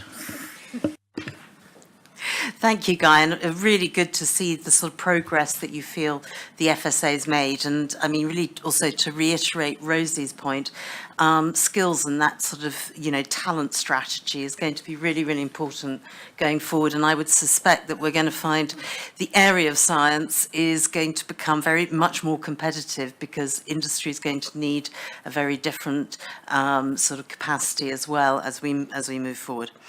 I'm particularly interested in how, when we're looking at evidence-based, in some ways, assessment of safety, at what point do we think that in your Future of Food project, when we start to look at the impact of food in the long term into what I would call chronic problems rather than immediate food safety issues, and that obviously includes diabetes, but also includes longer term health problems. And I don't know to what extent you feel that there's a strategy there that we either need to look at or will be examining as we move forward. Yeah, yes, thank you. I think firstly, even in terms of, shall we say, the core food safety work, the weighing up in terms of prioritisation, your more acute issues versus your chronic issues is always a challenge, which is why sometimes when we use the traditional measures of how many people are affected by something, we tend to focus on the microbiological issues rather than the chemical issues because it is easier to do that. So, that's always going to be a challenge.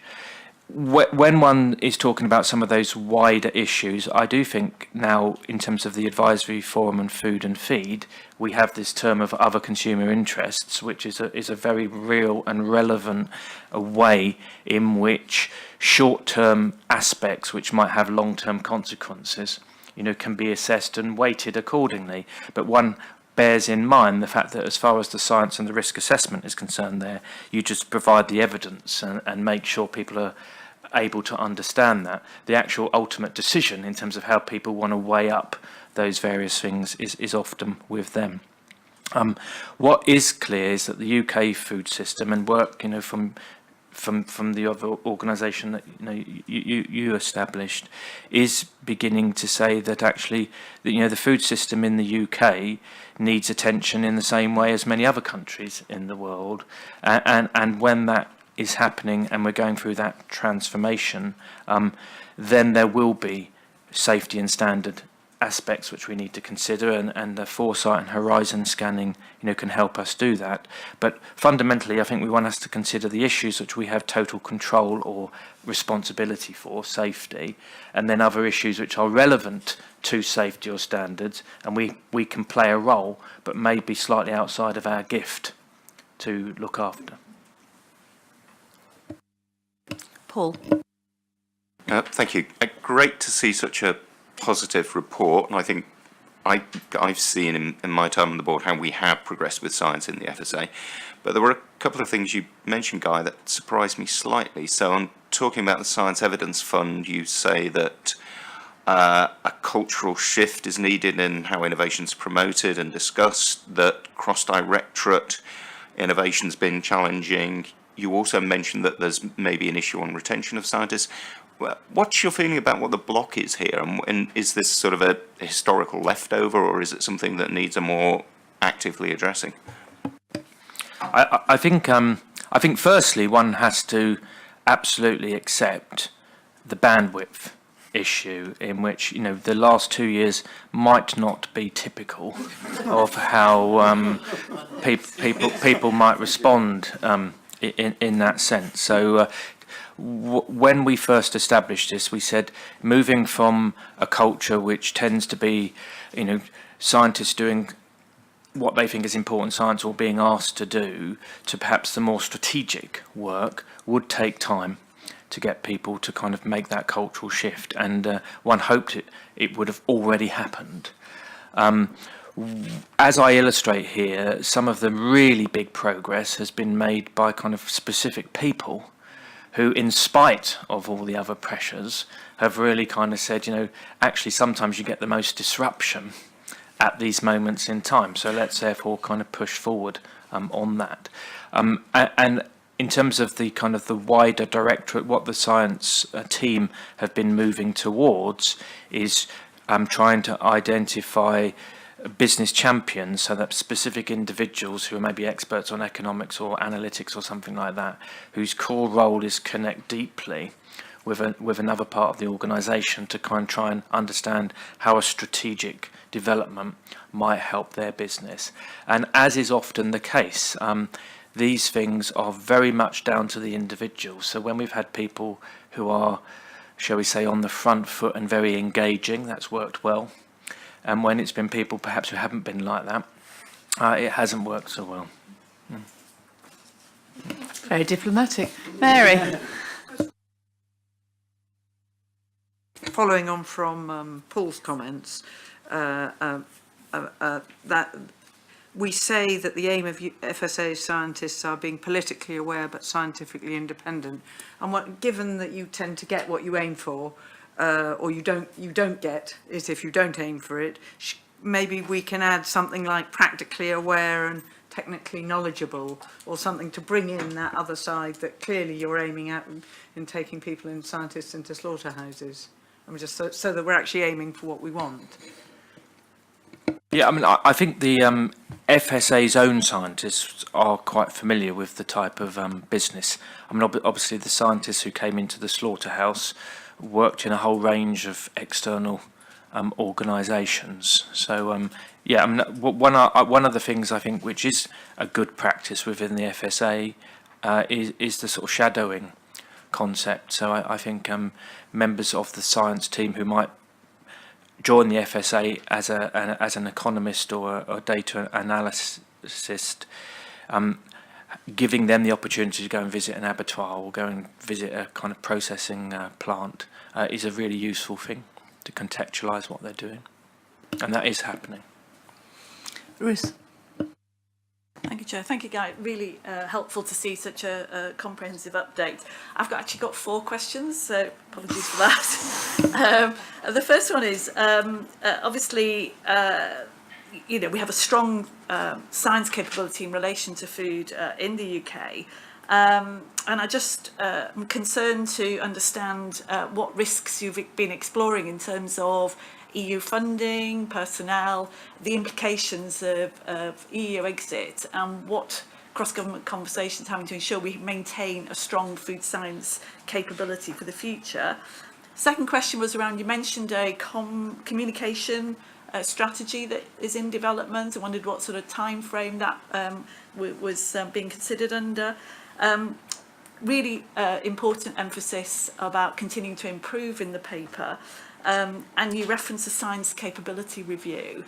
Given that we'll be talking about, you know, future strategy later in the meeting, what are the strategic lessons from that capability review that you'd want to feed into that discussion? And then finally, a more local point for me, and that is engagement with the Welsh Government Scientific Advisor and the science community in Wales, and how you feel that's going.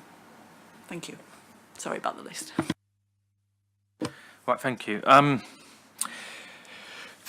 One of the things that group that I mentioned spend a lot of time with is with BEIS, who basically are the department that looks after the issues of trying to ensure that the policy for UK science will enable UK science to be world leading and help build a knowledge-based economy, and an industrial strategy is a very key part of that. And so we have in recent months spent quite a lot of time talking about if in any future arrangement we're no longer part of the European funding programmes, how best to use money that was previously going via that within the UK to kind of maintain the capability.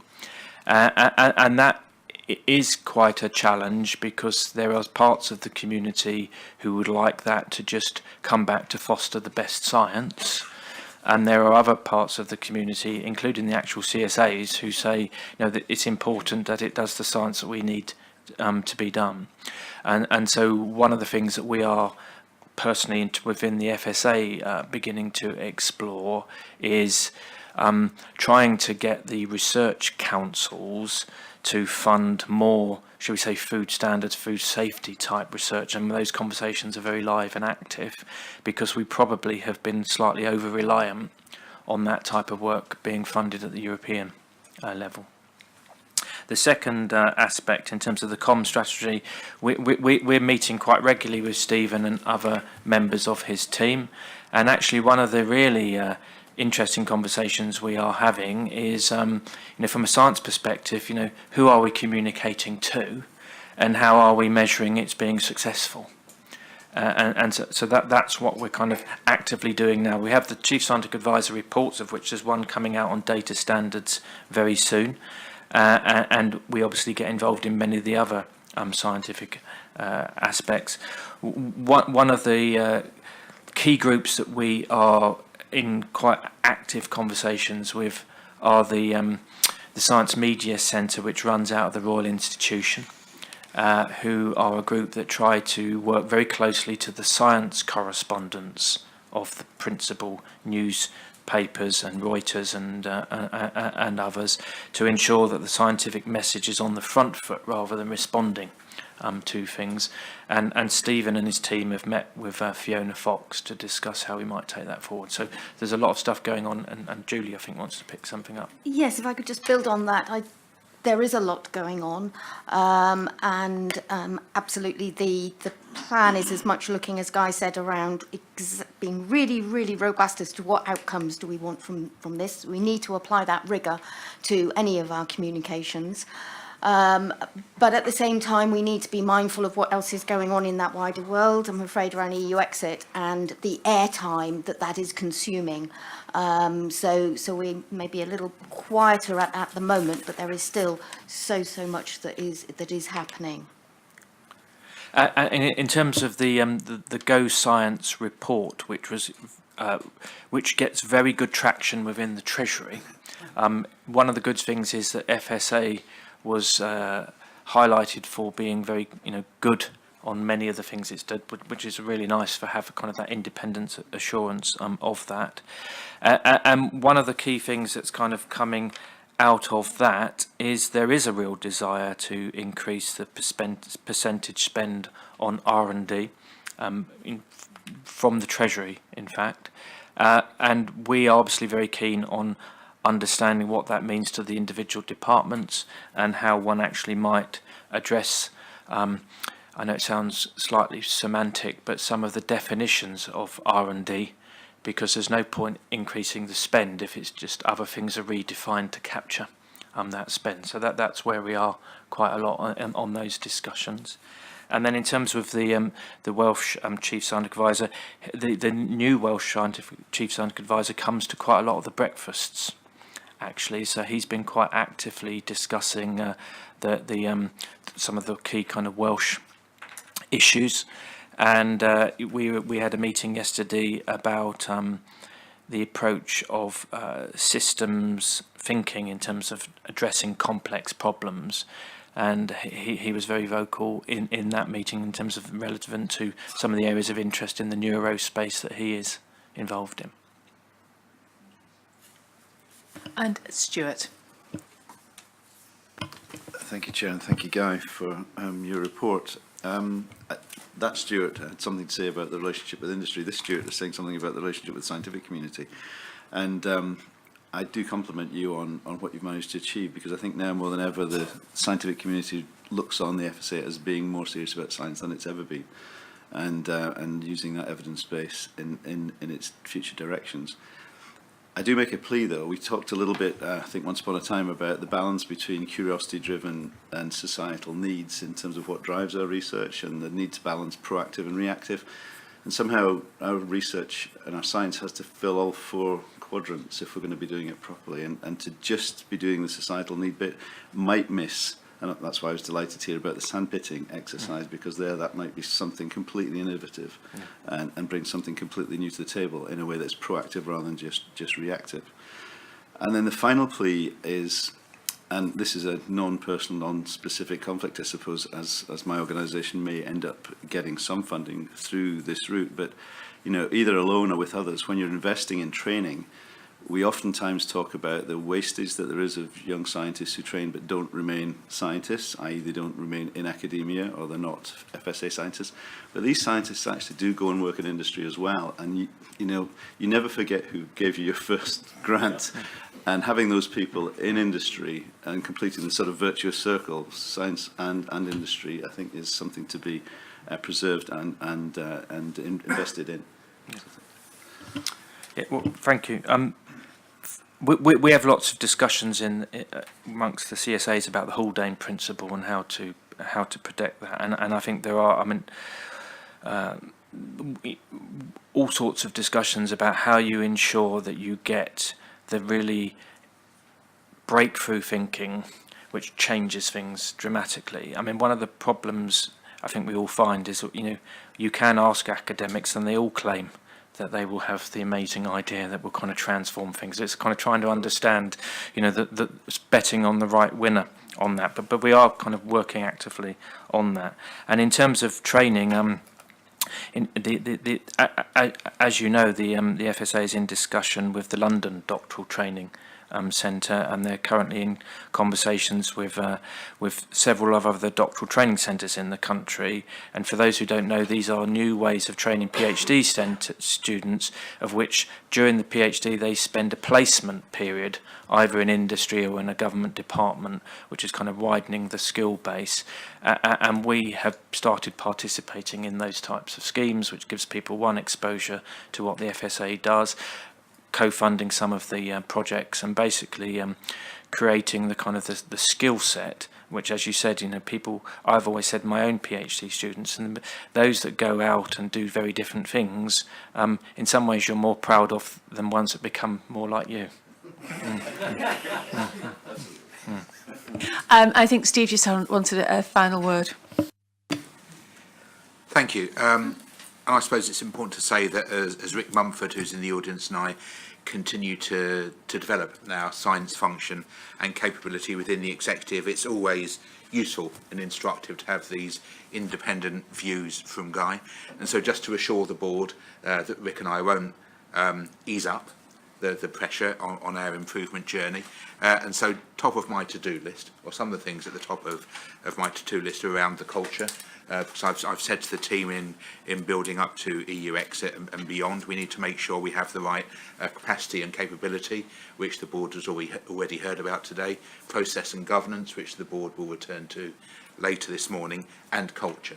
And this culture of being aware and engaged we need to build. And I think our new recruitment into the science function has certainly moved us forward, but there's more to do. And second is impact. impact from a number of dimensions, getting better at the metrics, which Guy mentioned in passing in his report, urging our people to publish, giving visible external face to the science that the agency commissions and undertakes, and also linking to other research funders and leveraging their efforts as well as ours, which is something that we're getting increasingly good at, but there's still more to do. And I think finally there's the opportunity for us. We need to understand and help the board understand what the opportunities might be as the board thinks about possible future strategic priorities around the future of our food system.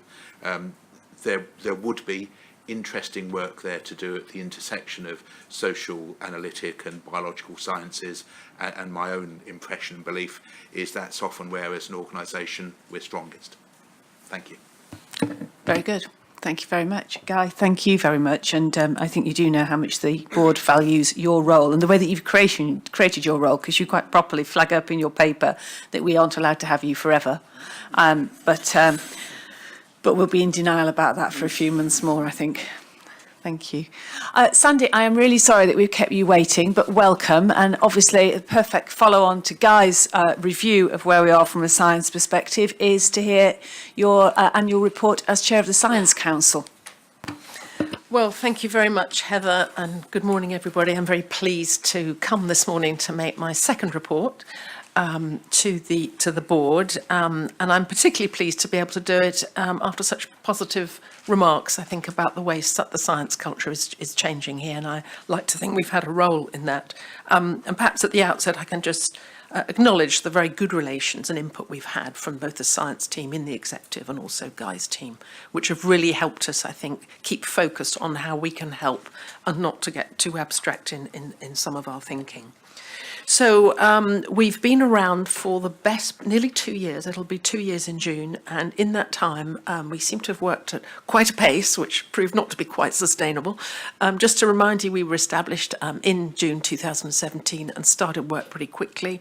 And this report that I'm going to give you this morning, and obviously I'll be taking questions after, I'm going to be fairly quick, is really covering what's happened in the last year. So just to remind you the kinds of things we do, this is just a sketch of the meetings that we've taken, that we've run. I'm not going to go into any detail, but we have, the backbone are our plenary meetings that are open meetings that take place twice a year. And then we have other meetings around our working groups. We have this annual meeting report to the board and so on and so forth. So we've had quite a structured approach that's been rigorously adhered to. So I think that's been quite important for our productivity in terms of what we've been able to achieve. Now, in terms of the actual work that we've done, you'll probably recall that in December we passed on our two working group reports. The first one on science capability and science assurance, and that we've already heard about, I think, in terms of some of the impact I think that's already had in what Guy had to say. And we also passed on the other report, which I think has been taken up in the new risk framework we were hearing about at the last board meeting, and that was really about best practice in risk and uncertainty and identifying and managing those risks. So you've heard about those before. We also heard about the implementation plans that was discussed in December, both here and in our own meeting, and there was broad support in the council for the implementation approach that the board is taking to those two pieces of work, which I think have been quite substantial. And then we look forward to getting an update in June in terms of how that implementation is proceeding. So in the light of that activity over the last year and 3 quarters, we've reviewed our ways of working, and simply to say that as well as having 2 open meetings a year, we've now added 2 additional meetings when and all of the council comes together, and these are really around the working groups, and we call them configuration meetings. So I think this is really recognising that in the working groups we like to now have full representation of the council members. So all council members are on all the working groups. And this is actually much better. And this was actually came up from a desire from the members to be part of this. It wasn't us putting pressure on them, for example. So we have these open plenary meetings, and last week, for example, we had one of our working group configuration meetings. Colleagues around the table, some of you were here at that, and that was on our working group on data usage. So in general, I think it's fair to say that we've had really good engagement from council members. People are turning up, they are engaging in all the peripheral meetings, and I think we are now a group that's working well and able to look forward in a very productive way. I don't think we have any issues with the ways of working or any of the membership, so I think we're in good shape to continue to support. So I'd just like to say a little bit about Working Group 3. We've already heard reference this morning to horizon scanning, foresight, the future, and so on. I'm not going to say very much about it now but I'm happy to take questions, because you will receive the outputs formally in June, and colleagues here have been very much involved, so there's good knowledge around the FSA already. So this report will be delivered in June. We have achieved all the milestones, the commissioning and receipt of the RAN report, for example, the running of the workshop. We had a really good expert workshop, a lot of FSA officials there. And we've also had a lot of work from John O'Brien, who's one of our members, formerly chief scientist at Nestle, to be able to bring all of this material together and think, what are the implications for the FSA? How should the FSA think about incorporating horizon scanning in its overall planning and also in its thinking going forward? Because I think one clear point coming out of this is that horizon scanning, if it's going to be adopted here, should be really integrated in ways of working. It's not something that's a kind of a couple of people who present intermittently and give out ideas. It needs to be something that is part of the culture, and I think Guy and Steve particularly are very aware of that.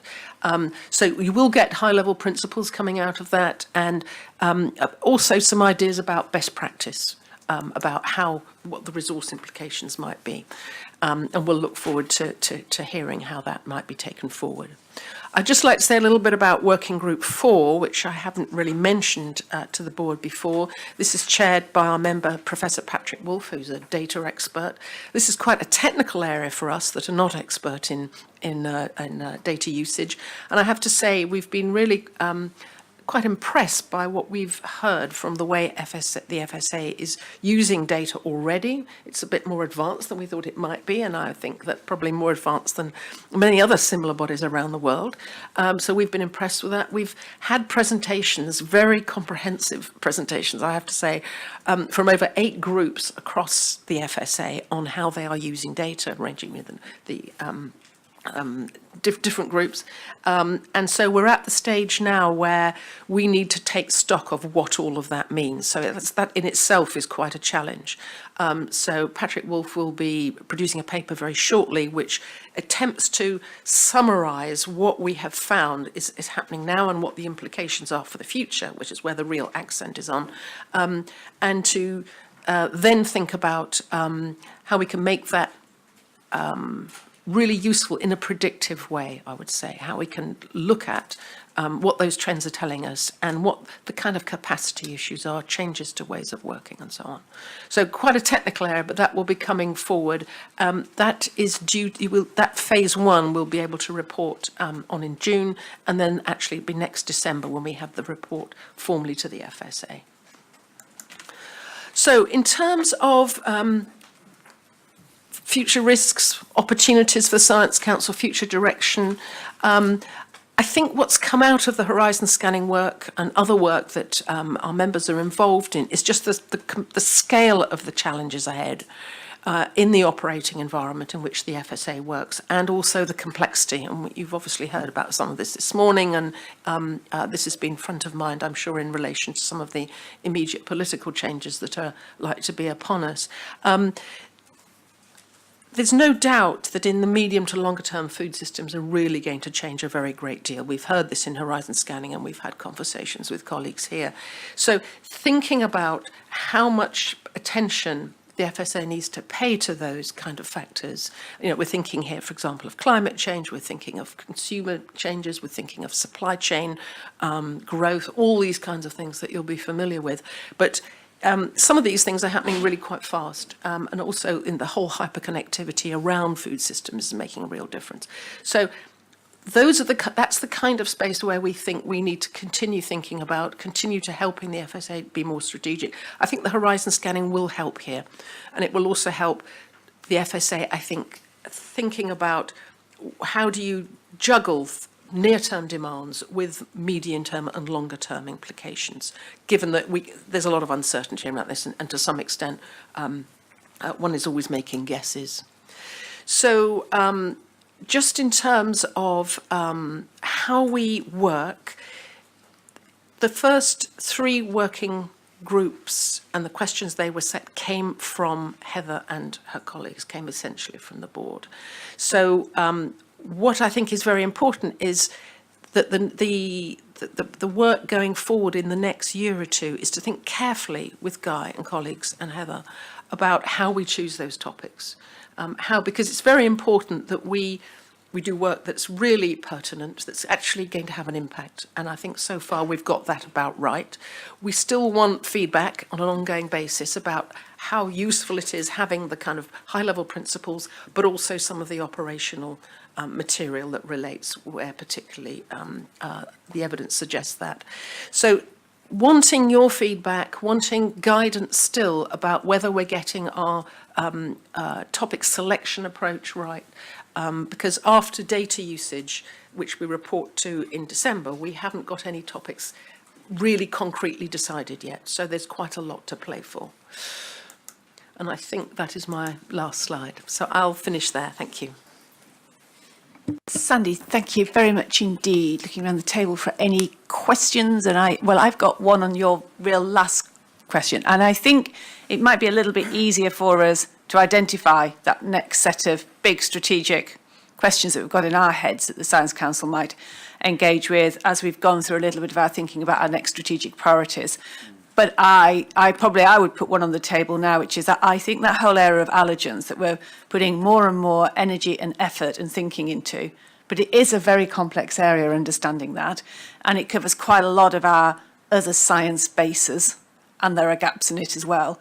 Might well be an area where perhaps, and I know Paul Turner is a member of the council with real expertise in this area, so that could be, for me, one of those areas where we know there's a lot, we don't even necessarily know all the questions to ask yet, never mind how we go and build the evidence base and the right measures around those questions. So I definitely flag that up as something we might look at in the future, and I think that might also be something that Guy's thought of as well. So that would be something that we might come back to. Other questions, views, responses? No bids, you see. And we're linked to allergens to some extent, and it's even more pertinent because of the CBD thing that Jason said is the whole issue of novel foods, in which if you're getting an interesting kind of disruption in the food system and how you regulate these types of new products or kind of new opportunities you might be thinking about, it is a big and growing area. So I think novel foods is another area we should explore. Sandy, the other thing I was wondering, and conscious of the amount of effort the working groups have to put in, and it might not be something you can answer now, but we might wonder whether Jason and the team could look at whether we can externalise some of the sort of the prep and the data gathering that has to happen before you and your fellow council members have to get involved to such an extent, whether that might make things easier for you and a bit sort of faster or sharper. But I'll leave that for you. But I think we as a board would want to make sure that you're free to kind of put the intellectual energy and rigour into the things that are really adding the value, rather than having to, if we're burdening you with admin, we really don't mean to do that. Well, if I can come back on that, I mean, perhaps I shouldn't say, but I don't think we do feel burdened with admin. No, you're going to regret saying that. I know. I mean, obviously there are quite a lot of meetings and quite a lot of calls, and as I say, we've had this meeting with 8 teams about data usage. But on the whole, I think because we've had the support at the level of the Secretariat, you know, that has been absolutely vital. So the quality of the work that's been done is not just a reflection of council members, some of whom have really committed a lot of time. John O'Brien, for example, has put in 50 contact hours over the last year, apart from all the work he's done on chairing Working Group 3, or at least for that report. So that is working very well. While we've got members who are as available and as active, and while we have the quality and the size of the Secretariat supporting the work, I think that we are probably doing quite well on this. I would say we're already getting good.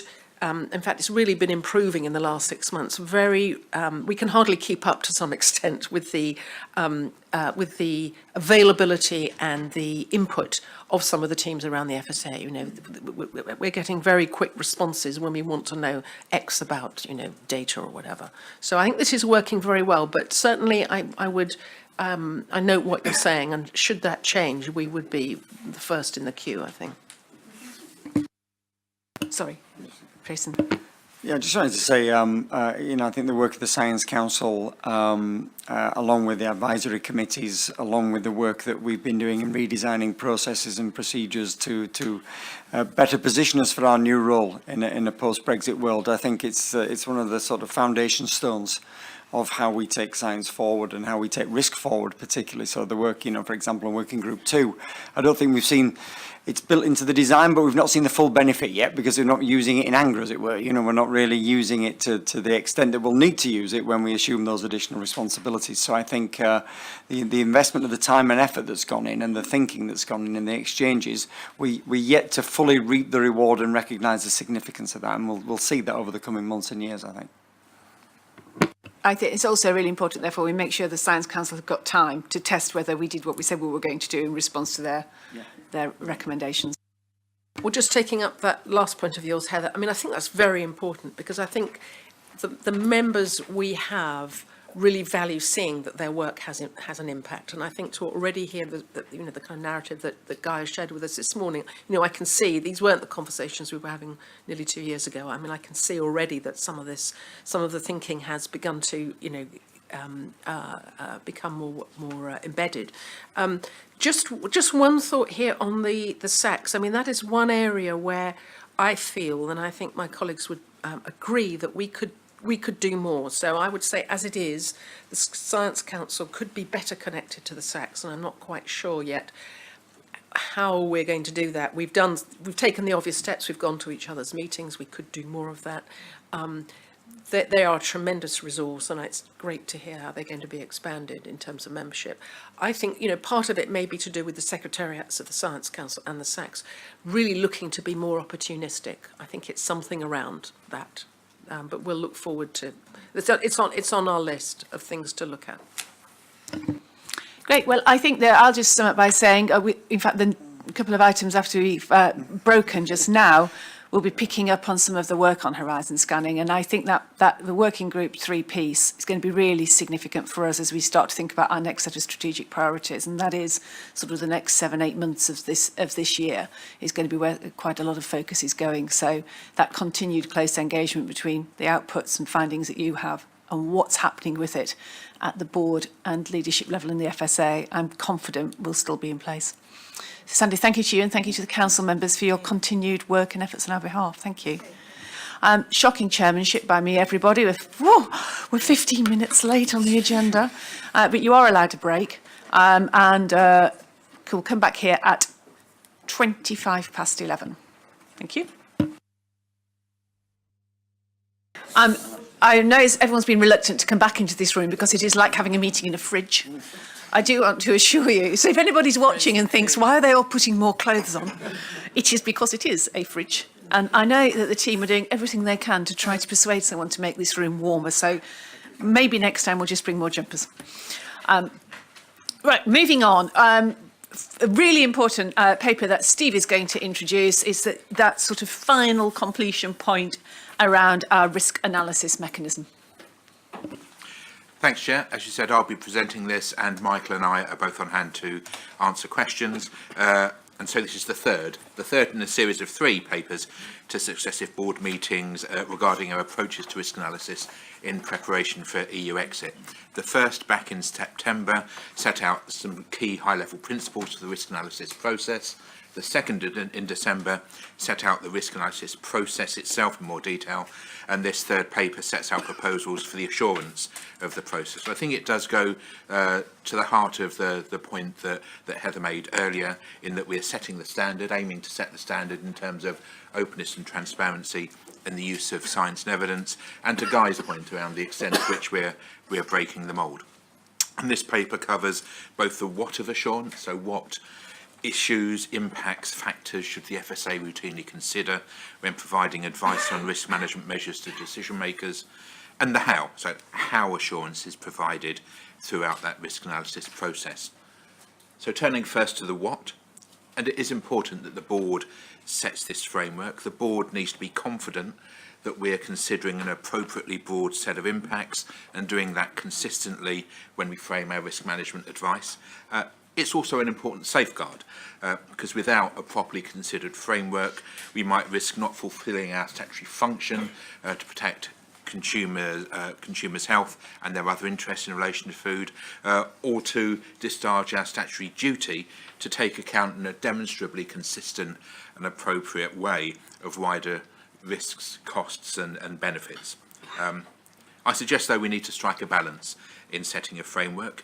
We need a framework that's sufficiently concrete and exhaustive, and extensive to be a useful tool for us in the executive and a useful framework for the board, but not being so exhaustive and exclusive as a list that it fetters our proper discretion in future circumstances that we may not be able to foresee today.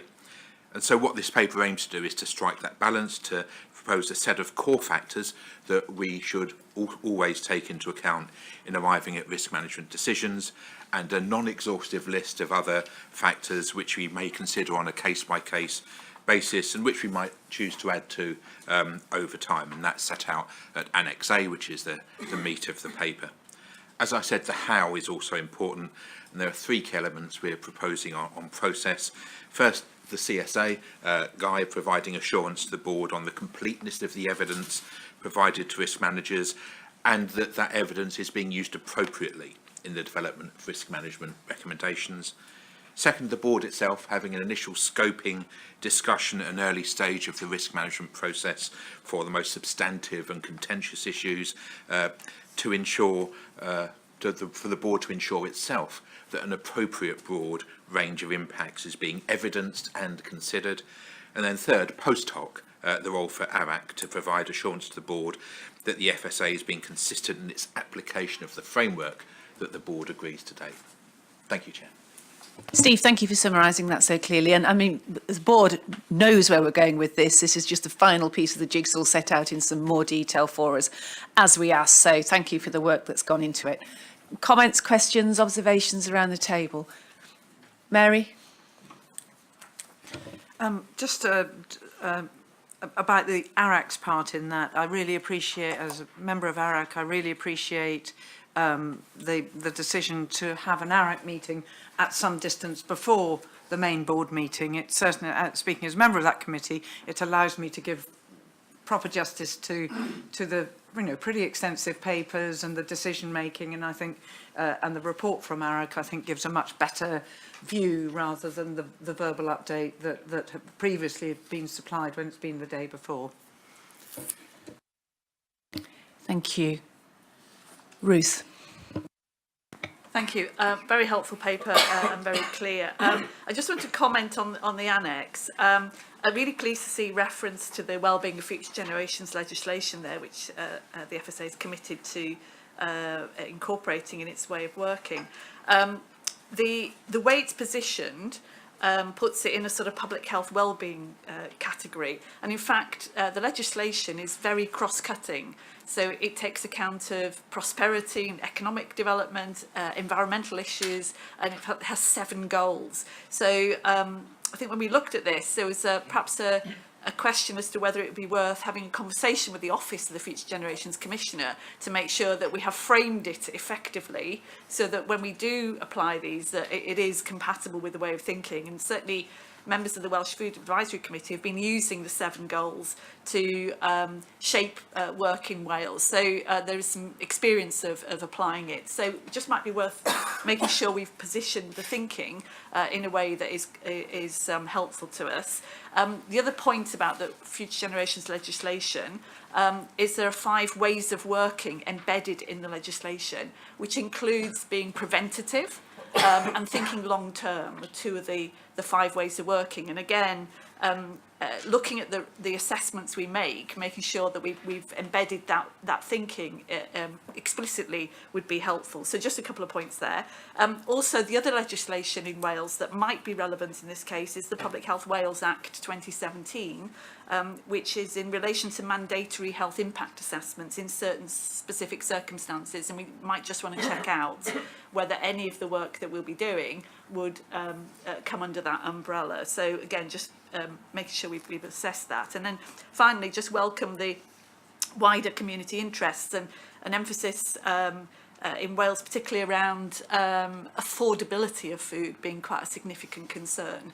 I know it's mentioned about low-income families, but I think it's probably more substantial than that. So making sure that we've got a sense of impact on affordability as well as the other measures. And that was it. Thank you. Steve or Michael, did you want to come back on any of that? Yeah, thanks. Yeah, I mean, I think, yeah, Ruth's right. I mean, it would be worth checking out just how that operates in Wales. I mean, I think the issue is that, that's one element of a very large number of things that we will be taking into account in any risk management recommendations to minister. So, but I think there are lots of things in there which would not be alien to what the FSA currently does in terms of its risk management considerations. So, yeah, but we'll pick up those points. Thank you.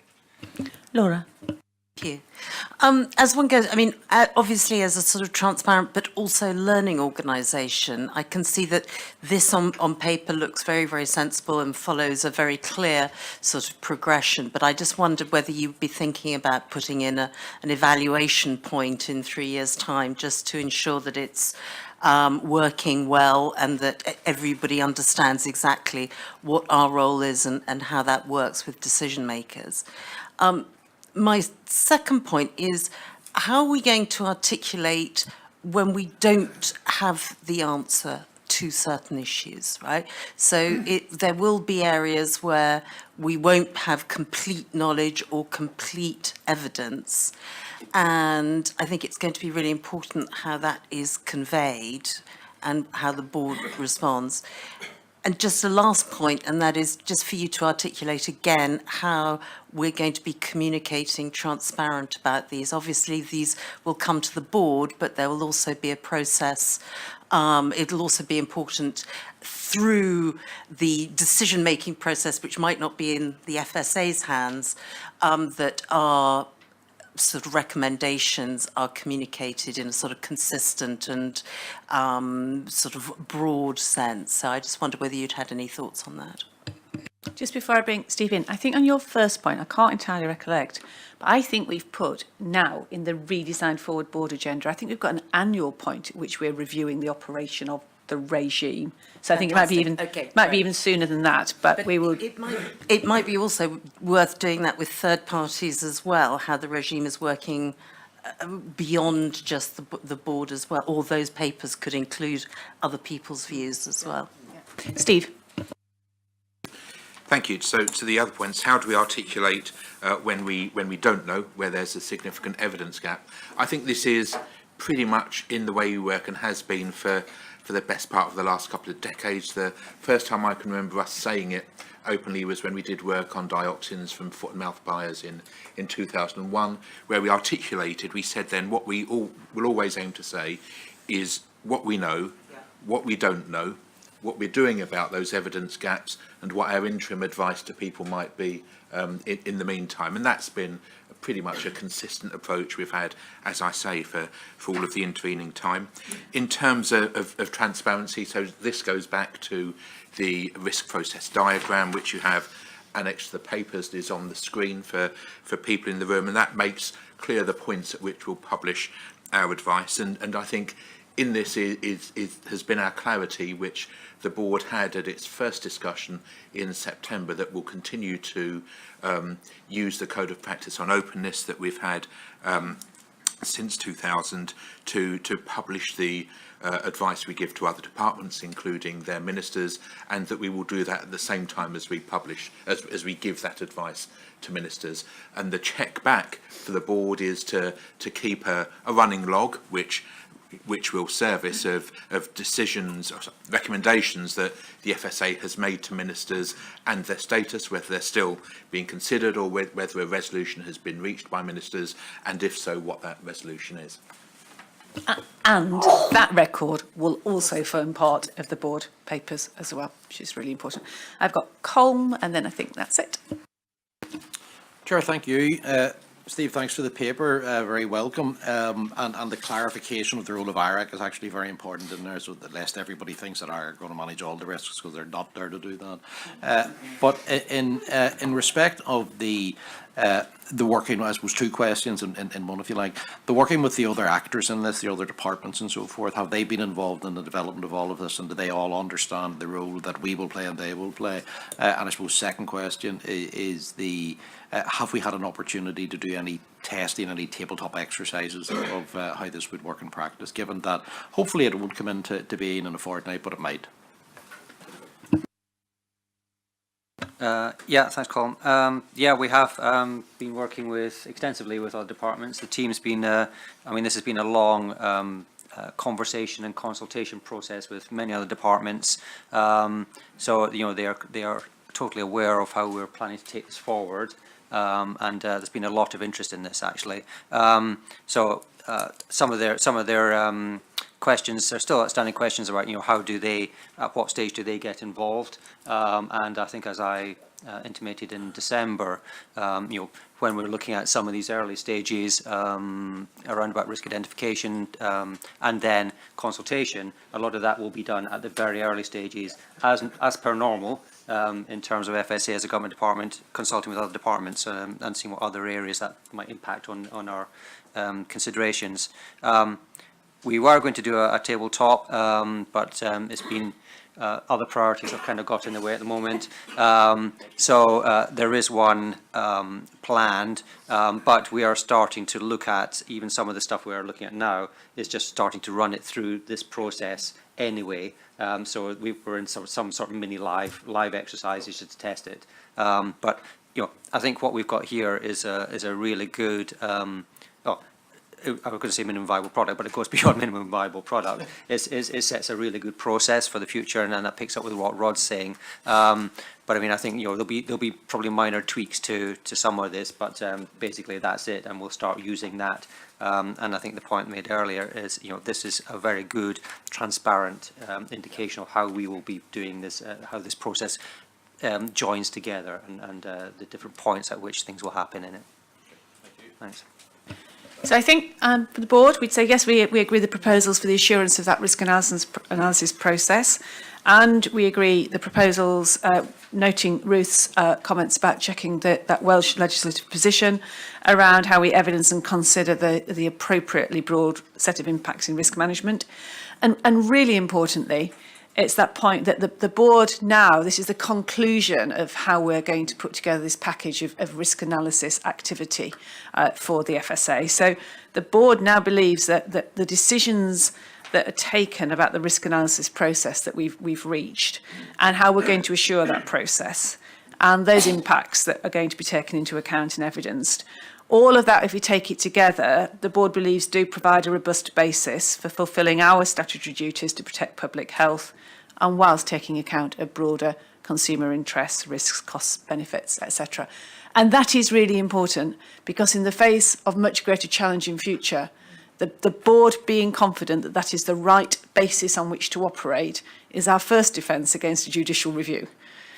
So we are absolutely, we've spent a year around this table, and officials have spent a lot more time working out how to make this system operate in the interests of consumers to all the principles that we have, and to be able to work to reach good decisions. And that process now, to Laura's point, of course we will check it, test it, review it, but that is now a process that we're standing behind and saying, yes, that is the way we want it to operate, and that's fit for purpose. Good, thank you very much. Chris and Todd, we're going to talk about strategic risk management. Thank you, Chair.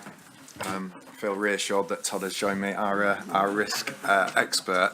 So this is a short but very wide-ranging paper that considers the FSA's strategic risk management.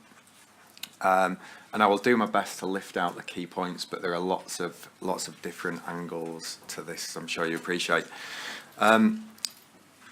So risk is really embedded into everything the FSA does, is the key point, and therefore it is absolutely a matter for the board. And we've heard about the role of ARAC and others in relation to risk as well.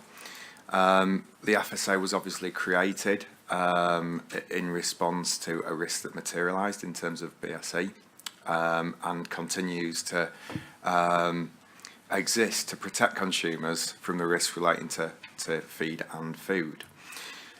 In terms of the food system, it's hugely complex, and there are lots of different roles and players within that food system, including areas like local authorities, which we've already heard about, businesses, which we've talked about already, and of course consumers. So the FSA, in terms of the FSA's role in that risk management of the food system, it exists on many different levels, and to mention a few, so the couple of programmes the FSA is running, so in terms of the EU exit update that we heard about earlier, and the regulatory reform that Michael touched on slightly, those two programmes are actually about risk management. We've also just heard from Steve and Michael about how we've actually reorganised the business to draw out the focus on risk, as well as Rod talking about how incident management is very much about controlling risk at the front and delivery end. So in summary, basically what this paper is doing is a heads up for the new strategy period, which will be hitting the FSA at the end of March 20, sorry. And we're about to embark on that period, as we've already heard. So it's really an introduction for board members to start to think about the risks in the environment and where we might start to focus our priorities in relation to that. Thank you very much. It's not a paper for decision as such, but I do think what Chris and Todd and Jason are setting out here is quite an important shift. In the past, the FSA has produced a 5-year strategy, and it's lasted about 2 years, for all kinds of understandable reasons.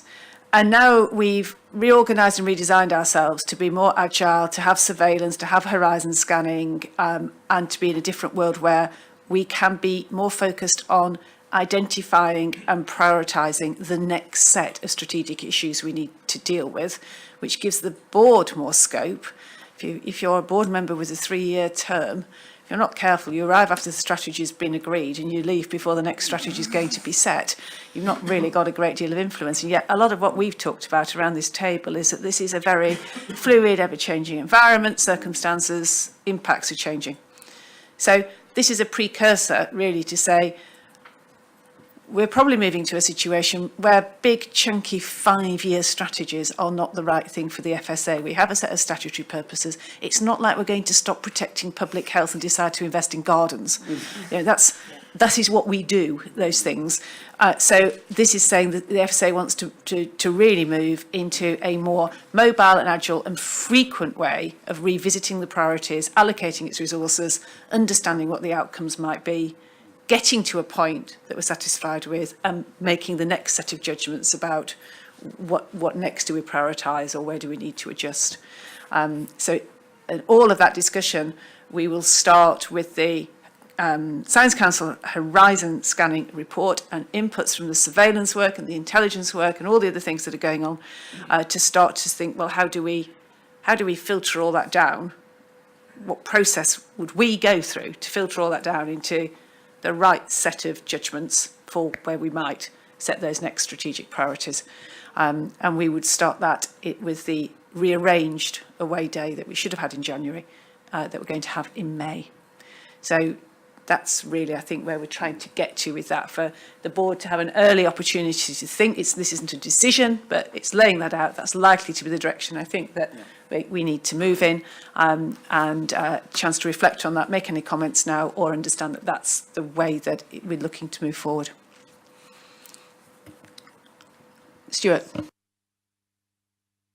I think your point about the length of term that boards are in is particularly apposite.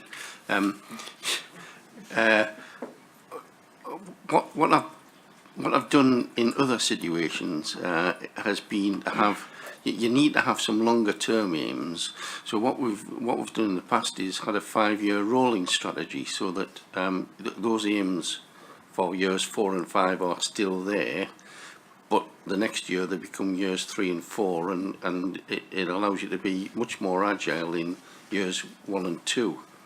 And if you design it in the right way, that can work quite well, because you're getting the best of both worlds. And also, if you're not careful, a clunky 5-year strategy is motherhood and apple pie. I don't understand why it says anything different about us every 5 years, because it's so high level. It says what we're going to carry on saying. We want food to be safe. We want people to trust their food. We're going to address those strategic drivers. So I think you're right about that. Dave. So just one for me is that when we look at Annex A and we look at 1.2, so I know this strategy was set some time ago, we've hit very hard and very well on the majority of that. I guess one area that we've probably had less opportunity to focus on directly has been the affordable healthy diet. And I think maybe we talk about that a little bit more this afternoon as part of our business planning session, but certainly much more in October as to what level of direct focus we can give on that. Much of what we do talk about safety and food's what it says is as an indirect basis there. But I think it would be nice to, I'd certainly welcome bringing that much further forward in our thinking as we've got the capacity in future years. Good, thank you very much. Well, it's just a starting point. The heavy lifting and the real thinking and the brain ache will come over the coming months. Thanks, Tom. And we've now got a paper which Patrick has been driving forward and ARAC have looked at. But it is, I think, really important, again, in the looking ahead to the environment we might be operating in, our level of confidence that we're managing the interests of particularly in this case, scientific advisors is really important. So after Patrick, I don't know if you want to introduce it, and Colm might want to say something about ARAC's view. Thanks. I'll try and be brief. I think this is a small but I think important part of the work that's already been talked about in terms of getting us ready to face the challenges for the future, and specifically on exit. I think the three things I would highlight are that we've revised the approach that adds transparency by bringing it all together in one place and being absolutely clear what the expectations are from this, what the underpinning processes are to deliver against those expectations, and how we're going to check how it's working in practice. I think it's been strengthened, particularly in being more explicit about how we're going to check interests and how we're going to record and report the decisions we make about that in applying the framework and the principles. And it's future-proofed by particularly by explicitly considering the types of expertise and the uses of expertise which we expect to make more use of and which we expect to come under much greater scrutiny in the future context that we anticipate. Those were the 3 points. And the only other thing I would say is we're very grateful for ARAC's comments, which were really helpful in just making sure that all of these things came out as clearly as they could. Thanks. Thanks, Patrick. Colm. Chair, thank you. Patrick, thank you for your perseverance. We brought him back twice. He was so good to ARAC. And I mean, a lot has been said already this morning about the importance of our scientific advice and the scientific inputs we get. It's very important that this policy, which ARAC has recommended to the board, is very clear, because it's got to protect us as an agency, but more importantly, in many respects, it's got to protect their reputation as scientific advisors. So I think making sure that we've got an approach for managing the conflicts of interest, both real, perceived, and potential.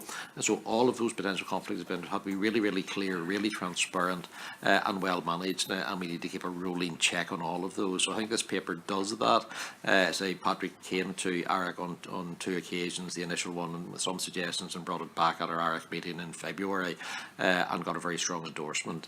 So I think this paper does what it says on the tin. It protects the agency, it protects the scientific advisors, and I would recommend it to the board. Rosie. Yes, I just had 2 brief comments. I'm not on ARAC, so these might have been covered off.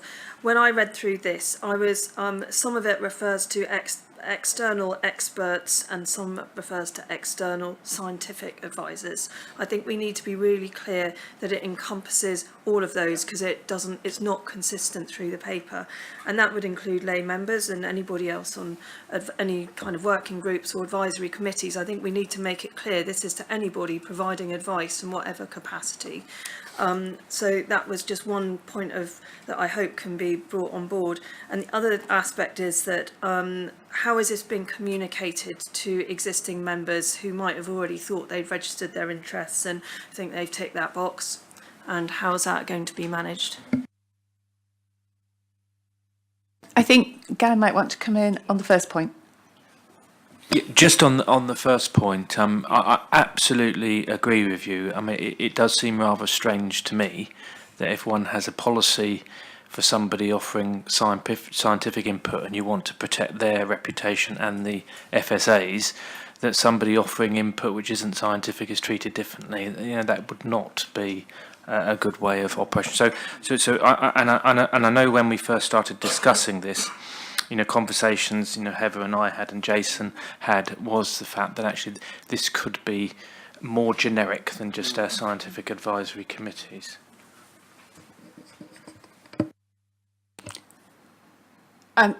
Why wouldn't it cover all our advisors? That's why I'm picking it up, because that's what the paper's saying. It's the science. Sorry, my understanding, Chair, from the ARAC discussion, it was specifically written for scientific advice. You're absolutely right, and we did have this discussion at ARAC that this is across the board. Board members are already covered, obviously, with their own requirement to declare conflicts of interest. But I absolutely agree that this paper, this is specifically for scientific advisors, but it could be developed and should be developed, or other policies developed that say the same things. Steve. Thank you, Chair. The focus on scientific advisors reflects the environment we work in. Certainly other risk assessment and risk management organisations have come under significant scrutiny regarding the external interests of their scientific advisors, and so we wanted to be absolutely clear what our approach is, because it may differ in some instances from the approaches taken for others for good reasons, because we're a different organisation and this is relevant to us. I'd point people towards on page 1 of the guidelines themselves, the second paragraph under context, which I think provides the heart of this, where we recognise that when people talk to us, whether they're individual consumers or scientists or representative organisations, their views are shaped by their explicit experiences and values and implicit biases, preconceptions and beliefs. And when we receive any advice, any input, we need to recognise what might frame and shape those views. And that is true of everyone, and that's the reason why we may want to expand this approach and think about its applicability to other sources of advice, because that would be the same paragraph we'd use in that. But I think this is focusing just on scientific advice for largely historic reasons, but we can generalise the approach if that's what the board wants us to do. Well, I think we may agree this guidance for the scientific advisors because that's what it's written for, but I think part of the point of ARAC looking at it, and as Guy referenced, the reason we picked it up was because this was, I think, just being handled at an official level, was this is a really important part of our governance framework, and if we set a rule in one place, there'll be a question about why the rule's different in another place anyway. So if we are if we are happy to agree it here with Rosie's other point about tidying up that drafting then, so this is about scientific advisors, then we'll come back to making sure we've got the equivalent body for our other advisory roles that we appoint, and I think that's something that ARAC would be happy to pick up. Absolutely endorse that, Chair. You know, I think this is specifically, as Steve says, for scientific advisors, but the same holds for any advice we get, that we've got to be confident in that advice. Very quickly, on something we brought up at ARAC as well, and that is, how does this compare with, for example, NICE and their particular criteria on advisors? Because one of the things that Heather sort of brought up was this issue about us potentially being JR'd on things and being very differently exposed. It would be interesting to ensure that we are following best practice in other organisations, and I recognise that Steve said we're a different organisation. It would be really important that we're using robust systems that have maintained their integrity under quite a lot of duress. And I think NICE is probably the most extreme organisation, having faced those sorts of legal challenges. Well, we were deciding who was going to come in there. Steve wants to come in afterwards. That's obviously fine. Yeah, so we, as I said, Eric, we did look at approaches in other organisations in reviewing our approach, including NICE, and we feel that there was some useful learning there, as I call. I should also, remind that we didn't start from a blank sheet of paper here. We have a lot of experience ourselves in dealing with this issue and being put under scrutiny. So that was one of the main things we drew on in terms of where we felt the opportunities to strengthen might be. We've, and as I said in the introduction, this builds on existing good practice. We've been operating on that basis for a long time. The general review did not identify any serious weaknesses in that approach, but did suggest that we ought to just check that it would work for the future challenges. And I think those are the areas we focused on in terms of the anticipated wider use of experts particularly getting more involved in a wider range of regulated products and the types of interest and approaches that we needed to manage those. So that was what drove the approach, but we did look at others. We also looked at experience in other jurisdictions, shall we say, and lessons that we could learn from that, good or bad. I don't know if you'd like me to come back on any other points, Heather. In terms of the drafting, to make sure that we're explicitly considering all the members of the groups we've identified, I think that's a really useful point. That can easily be checked and remedied to make sure it's absolutely clear that it's not just the, I regard lay members as expert members having a different type of expertise, but we don't want to have that unclear, so we'll make sure that language is clear. And in terms of communicating it to the existing members and indeed the new members, they were involved in the development of this draft, but we will, now that we've got the final, well, hopefully when we get to a final version, so we say, we'll communicate with them, and we'll need to think about what I hesitate to say transitional period, but what arrangements are, but there's slight differences where we've brought things together and made them absolutely consistent across different groups, how we kind of retrospectively sort of bring things up so that everyone's working to the same standard. Will probably be a period of adaptation over a few months. Thank you, Patrick. So I think what we're doing is we're agreeing that guidance, making it clear that we're agreeing the guidance for all members of the scientific advisory committees, including the Science Council. And then ARAC are going to pick up the issue in terms of what other advisory appointments do we make where the same principles ought to be, what do we need to do to make sure those principles are applied in the same way? And where they already exist, like the country advisory councils ensure that they are robust. Ruth? Just a quick point, and forgive me, I didn't pick it up when it came to ARAC, but one of the Welsh Advisory Committee members pointed out that in other circumstances they've seen a time frame for when a new conflict, a potential conflict has developed, that advisors are required with it to notify that within a particular time frame. So, you do the initial declaration and then they take on some new role. And that you normally set a time limit by which they should have notified it. I know you've built checks in terms of each meeting, but there's sort of an expectation, there's a standard that, a reasonable time frame should be set and be explicit. That's just a point that the committee members mentioned, which I hadn't picked up in ARAC. Okay, well, perhaps we can look at that at the sort of official level, and Jason might agree what that time frame is, so that we are making sure we're not creating. I think it's absolutely the right point, but we also don't want to have people anxious that they're inadvertently not getting it right, because these committees don't always meet very often. And can I suggest, Chair, that there is one or two sort of drafting, tidying up pieces to be done. That shouldn't stop us from approving this as a policy and having it in place from today. Excellent. Right, we'll move forward on that basis. Thank you very much indeed. Colm, we now have the innovation of a report from the chair of ARAC, rather than you having to quickly pull together some notes sort of 14 hours after the meeting's finished.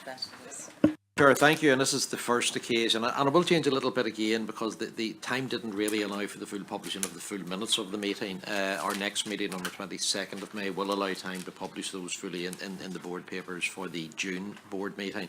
But just to summarise a few of the points, and there is a paper there, the key points that we covered at the ARAC meeting on the 21st of February were there were some concerns again around coming out of the minutes in addition to local authority audit and performance measures, which we covered in the earlier paper this morning, so I was delighted to see that coming through. We did discuss the interim accounts and where we were, and we're in a good place from it's our first year working with Mazars, who have been we've been outsourced, if you like, by the National Audit Office, and we're in a pretty good place. We are progressing very well.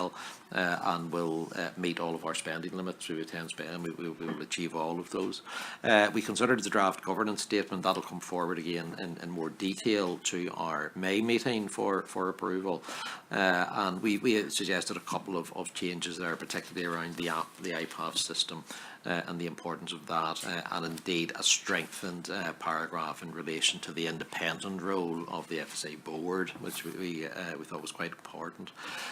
We got reassuring updates from the Head of Internal Audit on the audit assurance strategy and plan, and where we are in terms of a no-deal scenario, and indeed very good progress on the internal audit activity over the course of the year, despite some obviously resource pressures. We had a really good, useful discussion on the bottom point on that page on the management not acting on risks identified in audit reports. You know, it's not unheard of. It does happen, but it was actually very useful to have that discussion and to understand why those decisions were made, and it's resulted in some changes to the audit process and better communication between audit and management, which will actually create a better outcome in the future. We had a very useful cybersecurity update from Julie, which she will bring forward to the board at some time, agreed with you in the future, so that was extremely useful and reassuring. We did, it's not in the paper, but we did deal with a letter of complaint received by the board chair last year, which was passed to ARAC for full investigation. That's been fully investigated and very satisfactorily, so that has now been closed, I'm delighted to say, with very good outcomes, and we'll talk about that later in the business committee today, some of those outcomes in terms of our ways of working, which is very positive. We've just discussed the conflict of interest policy around external advisors, which was approved by ARAC, and pretty much that was it. Our next meeting is going to be on the 22nd of May, when we largely have a full ARAC meeting, but we'll also approve the accounts or recommend the accounts for signing ahead of the final approval by teleconference on the 11th of June. And then the final point that myself and John updated the committee, we had that morning met in session hosted by John Furley, our Head of Internal Audit, a meeting of the ARAC chairs and heads of audit of all of the regulators across the UK. So we had a meeting up at the National Audit Office, which was very well received, and a lot of good information sharing between the various regulators who have some shared goals and problems. So happy to take any questions or any comments from any other members of ARAC. Anything that anybody wishes to pick up from that report? No. Good. Well, it is. I know what you say about timetable will work better in future, but it is so useful to be able to have that written report and the minutes in due course. And now we've got another Chair, slide. can I just, one final before I forget about it. We are losing a couple of members of IRAC, so yeah, I know it's not entirely in your gift to appoint new members, but we do lose one at the end of this month. We'll be down to 4 by the May meeting. We'll be down to 3 by the June teleconference. We'll still be quorate, but it'll be that nobody can leave until the meeting. Well said. Now we've got another slight change in how the agenda works, because you'll recall Laura led a review of the food advisory committees and the contribution that they make, and we've repositioned them a little bit so that they're spending more time on looking at forward items. So there's more and better country input on things that are in development stage, rather than sort of at the point of sort of basically just commentary in future. And one of the consequences of that is that we've got oral reports from Ruth and from Colm about the WFAC meetings that have considered these board papers, to the extent that they've not already raised those matters in here. So those aren't published reports anymore. We're keeping this under review, so we did say after 6 months we'll come back and have another look at it. So in the summer we'll see whether it's working satisfactorily in everybody's interests. So Ruth, would you begin?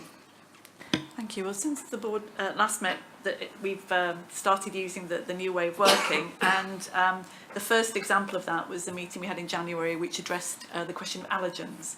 And I have to say, we drew quite a large number of stakeholders, local government, third sector, academia, and we had generally positive feedback about the open discussion that we had about that particular topic. So, and I know we'll be feeding into board considerations on that. So that was a useful piece of work. The new model also involves us meeting electronically through Skype or whatever, and we did that once the board papers were published, and that seemed to work very well. And the product of that was a list of points that committee were able to make and give me reflections, which I hope I've reflected most of them in the discussion today. So I think the ability for the committee to bring their own perspectives and points to the board papers is greatly valued, and certainly I find it helpful to bring them forward. So I've pretty much covered, I think, most of the points that have been made, and I'll share anything else with specific officers if I need to. But thank you. Thank you, Colm. Yeah, similar position. I was fortunate time-wise in that we had a meeting about a week and a half ago, so we had the board papers, so I was able to hold a closed session and discuss the board papers on that and get the inputs, which again I hopefully have fed in, but again happy to share with anybody else if they need it. We spent the majority of the open session then talking about the feed industry, which we'll come back and discuss at our June board meeting, and we found that very useful, with again with a lot of stakeholder input from the FSA itself, from other government departments and from the industry, and particularly talked around the Food Fortress Northern Ireland that some members will be familiar with from your last visit to Belfast a few years ago. And again, we'll bring that forward, but very well received by members of NIVA and by other stakeholders to get that opportunity to really influence in advance. So I think very early days, but certainly the signs are very positive. Thank you. And board members may have some comments or input on that or questions. Ruth and Colm and I also had a quick get together yesterday and talked about what's next coming sort of down the line for us, and particularly in the sense of the sort of that strategic prioritisation exercise, making sure that both the FACs have got the chance to give a perspective to the board about what's happening in their countries, which affects our agenda, or more widely that we need to be aware of, so that that's factored into our thinking about priorities for the future as well. Any other questions or comments for Colm or for Ruth? Mary? Just saying that I rather miss not having a written report, and I know we're going to discuss it in the future, but I feel that what the FACs do is sort of try and allow a different, slight diverse opinion, or from a diverse point of view, and that allows me to sort of triangulate in some way the issues in front of us. So just as a comment, and I know you're going to come back to it in the future. I just wanted to sort of add to what's going on. I mean, as you rightly say, Mary, it's really interesting to have a sort of window into what is happening in Wales and how that's different, what's happening in Northern Ireland. The board might want to consider when you look at the review is whether there is a moment to bring in a sort of English type committee to reflect that very different environment, which has got different stresses and strains, different challenges and different opportunities. Not for any discussion, but just to say it should still sit somewhere on an agenda just to be either brought up or dismissed, however you feel. Thank you very much. That's it. Any other business? Nobody else had any? I had other business, which was to say that we are all so sorry that this is both Laura and Rose's last meeting of the FSA, and to put on the record our thanks to them both. Laura's got a favourite word, which is texture, and it really sums up what you've both added, actually, to the discussion and debate around this table, but also I know Rosie's been so active with the comms team and other components, the championing you've done of diversity and social mobility and this insight you shared from your commission role particularly, but also having been on one of our scientific advisory committees, you kind of know what that world has looked like from the other side. So that's really, I think, helped the whole of the FSA, but particularly when we as a board sit around this table. And then Laura's sort of deep understanding of people and food, and that they are people, not just consumers, people and food, and also her brilliant instinct for how to position, handle, anticipate challenges or make our case more effectively has been, I think, a real addition to the board and a real addition to the FSA. So we will be really sorry to see you both go. And we know Laura's got lots to do with the Food Foundation. Rose is moving into a chairmanship, which is very exciting and a really good step forward. But on all our behalves, I think a very, very big thank you for everything that you've done. Thank you very much.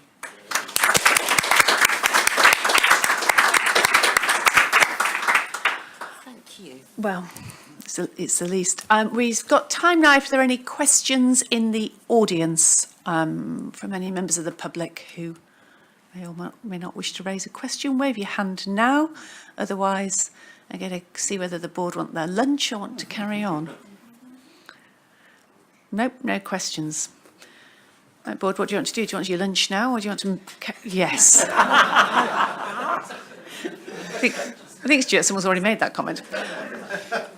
Right, we will break, no one else has said no. We will break for half an hour for a sandwich and we'll reconvene at 1:45. Thank you very much. Planning the perfect occasion for you and your loved ones means leaving nothing. At which point my laptop's gone off. Welcome back, everybody. We're now convening for our business committee meeting.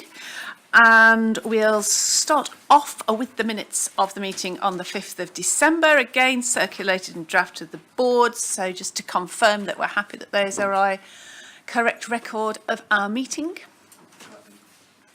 Thank you.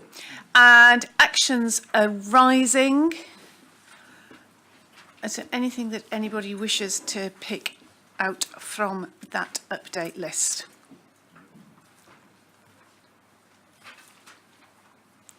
Very good.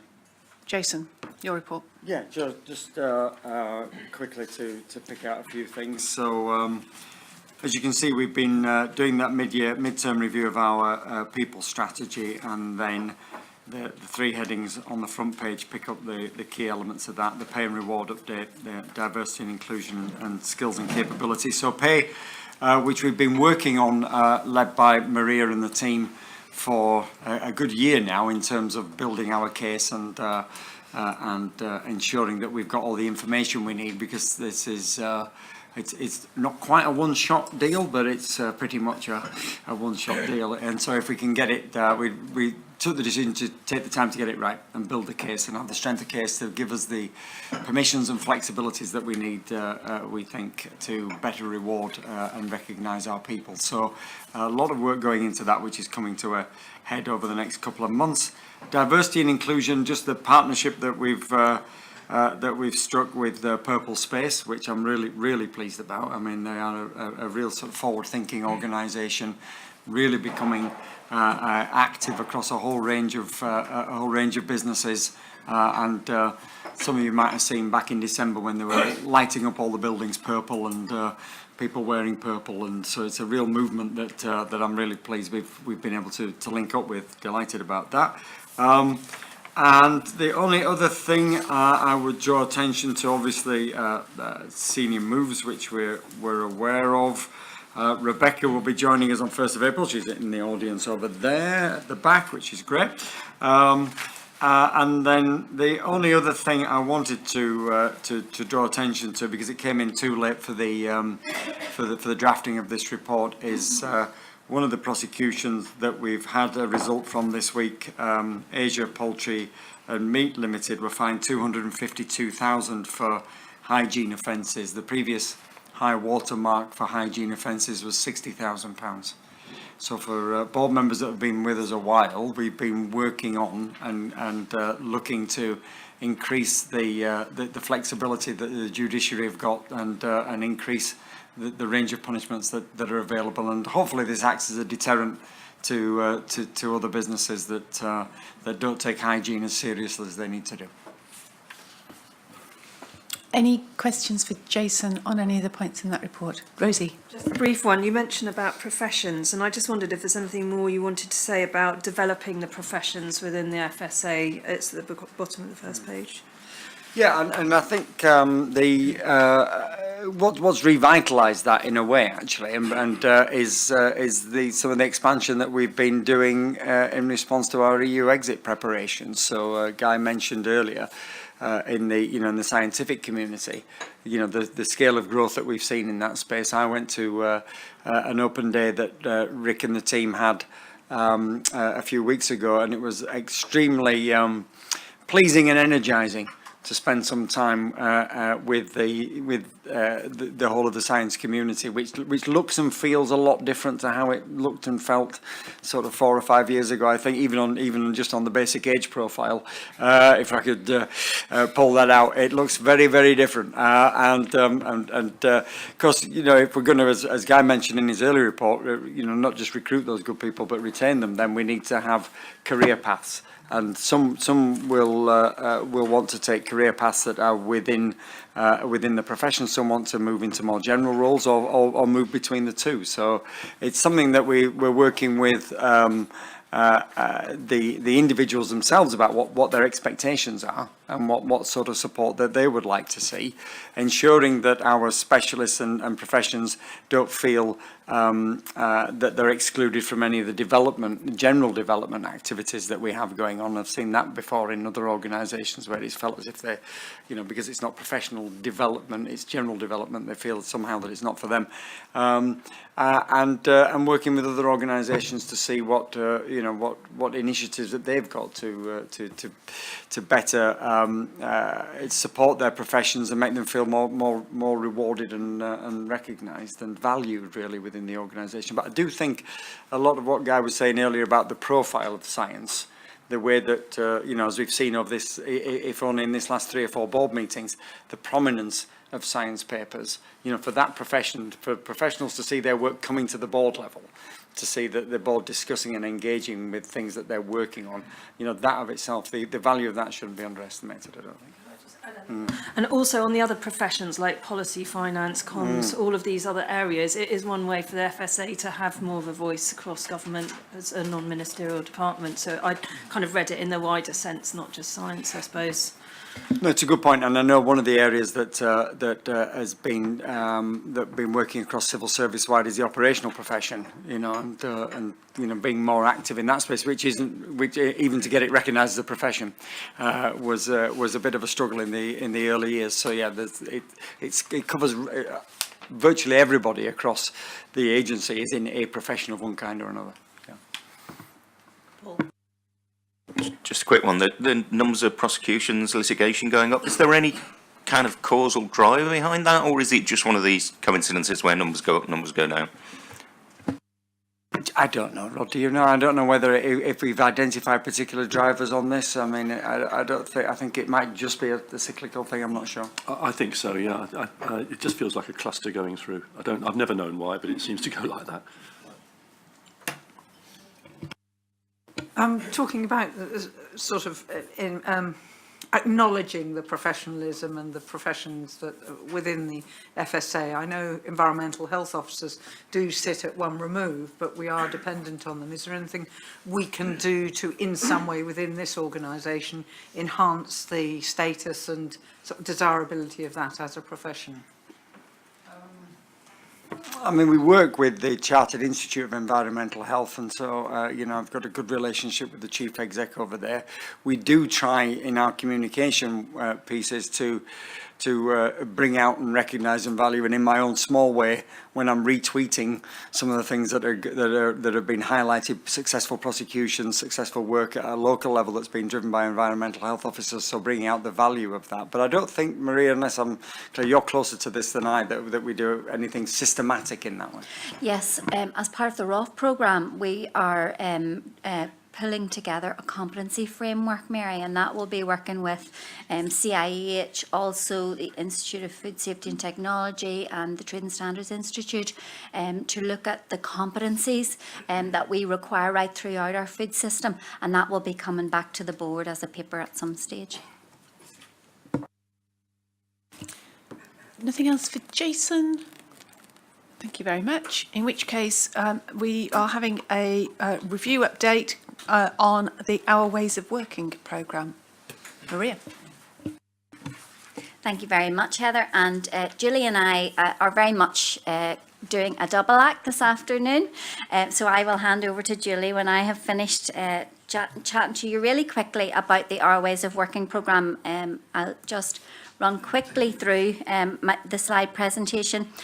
We're coming to the end of this 3-year culture change programme, and just to remind board members, at the very start of this programme we had a very clear vision. We set out to achieve a cultural environment where our people are engaged and choose consistently to make outstanding contributions, where leaders set the example and have confidence to let teams develop ideas and projects, and where we work in open creative spaces using evolving technology to work seamlessly across all of our locations. So it was quite an ambitious programme when we set out. Our first phase, which lasted about a year, was our Give It a Go phase.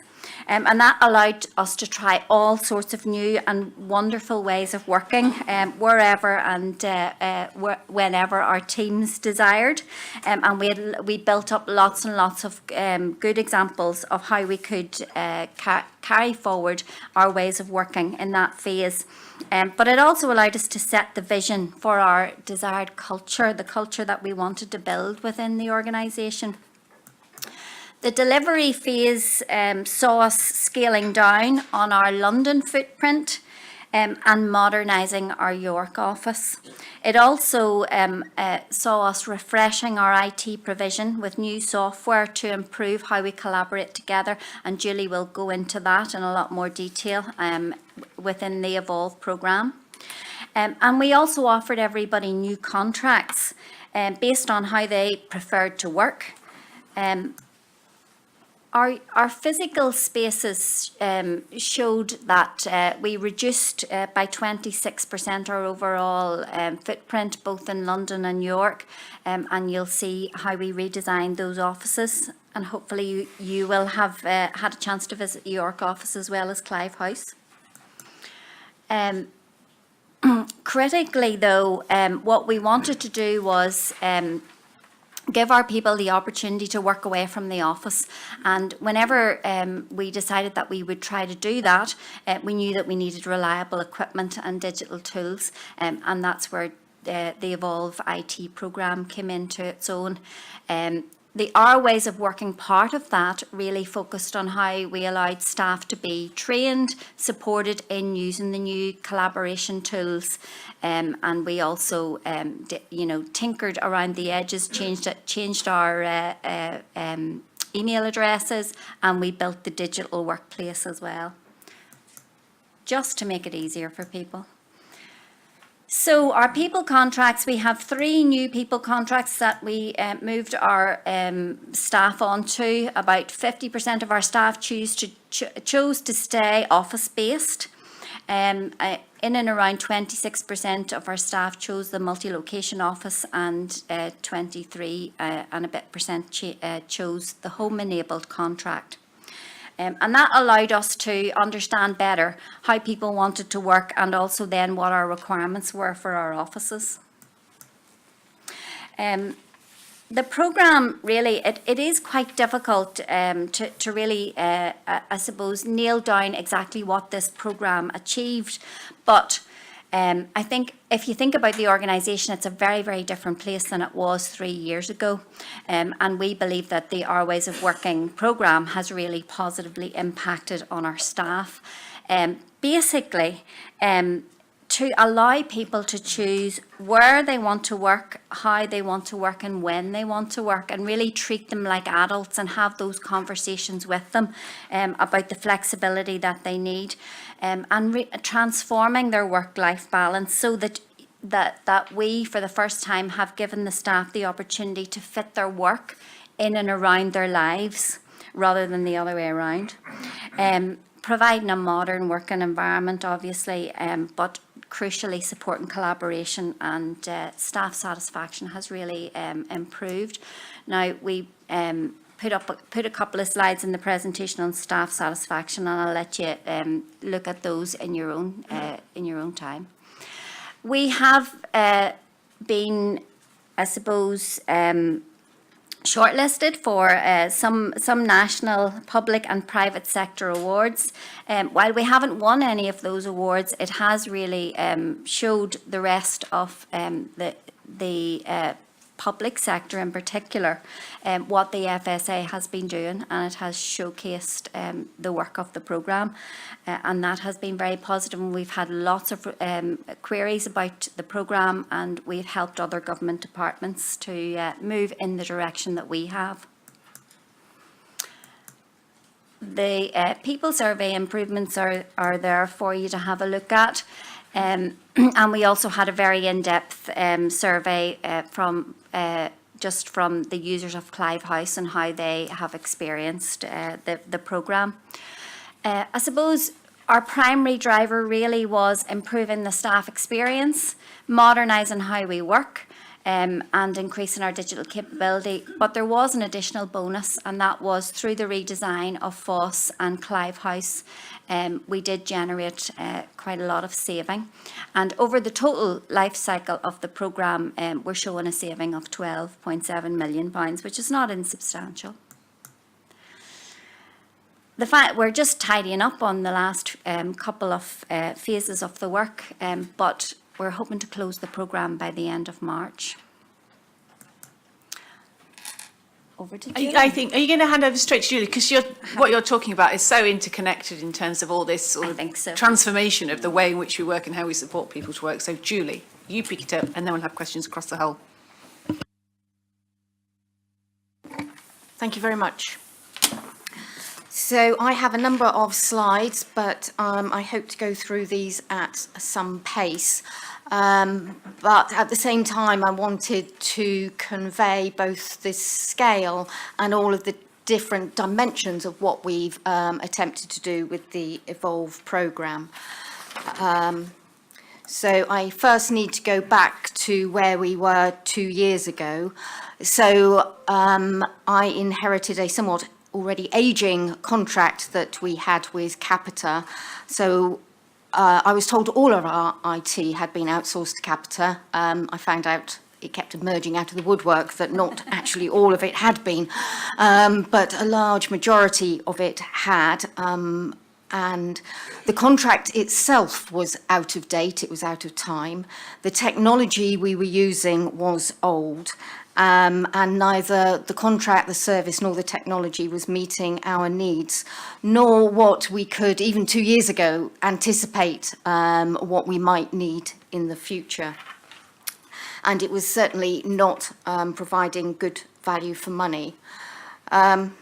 but just as I was getting my head around what we might do, this was a picture on Boxing Day that I saw on the TV, thinking I've recognised that. I think that might be my office.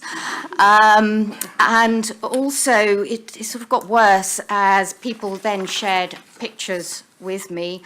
That this is a picture inside that office of our data centre, which was located on the ground floor, and so it was flooded. We were desperately trying to salvage the kit, but were not in a very good place at all. So not only was this the data centre, it was the data centre, and that happened only a number of months after the electrical fire in Holborn in Kingsway that impacted our other data centre that we had in Aviation House. So we had already lost those services. So we weren't doing particularly well, really a bit of a 100% success rate really, having lost 2 of our main offices within a year.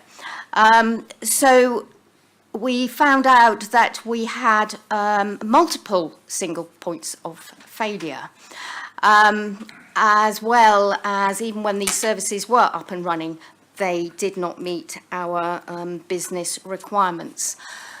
So we decided that we needed to act quickly, but we wanted to make sure that we were going to make a proper change and not simply replicate what we had today. We had to, yes, address the issues that we had with our suppliers, but at the same time, this was the opportunity to deliver something completely and utterly different for all of the users.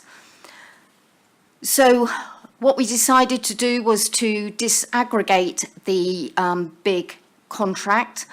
But I think more importantly, rather than having multiple suppliers, is the strategy that says we will use commodity services. Everything we do is standard. It is like any other government organisation, unless somebody can prove me otherwise. So everything we do is standard, off-the-shelf, commoditised service. The fact that it looks different, it meets our needs, is how we put it together and how we configure it to meet the user need. But what sits underneath it is as absolutely standard as we possibly can make it. The next thing is that we have actively gone out to suppliers who will not lock us in. That's not a one-off decision. That's something we actively have to maintain all the time, is to ensure that we are not, again, as we were previously, locked into the supplier and the technology. We do not provide all of these services. We are not supplying all of the technology, but what we have done is bring back the control of those services, the control of the overall architecture, the control of how the services hang together, the control as to how they're deployed and how we meet our user needs. And in more detail later on in the slides, I'll go through how that has enabled the transformation of what we've managed to deliver for the Oh Wow programme, and how I think it's set ourselves up in a much better place as we look forward into the future. And at the same time, we've reduced our operational costs. So we've taken down the operating costs by approximately 10%. This is ongoing year on year when we're comparing like with like.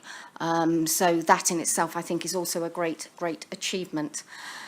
And all of that was completed within 10 months of receiving the approval from the Cabinet Office to follow this strategy. That for me was, I think, rather a bold thing to do.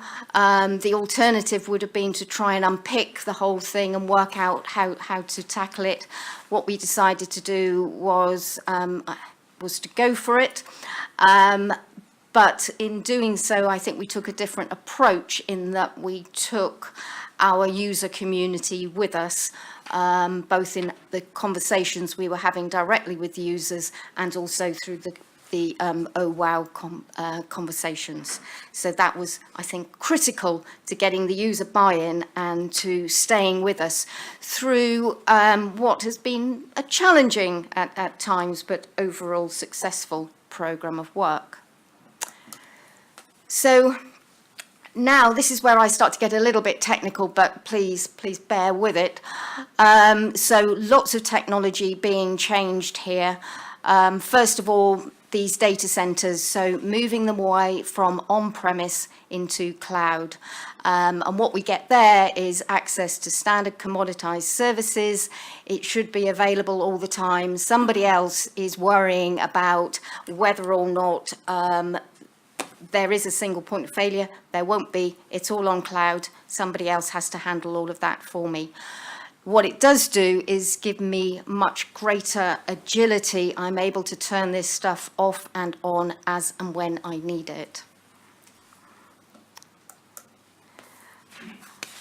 End user devices. This, again, is often what people see in these sorts of programs, is seeing all of the sorts of devices that we're using now, and everybody now has new devices, whether they be new laptops or new smartphones.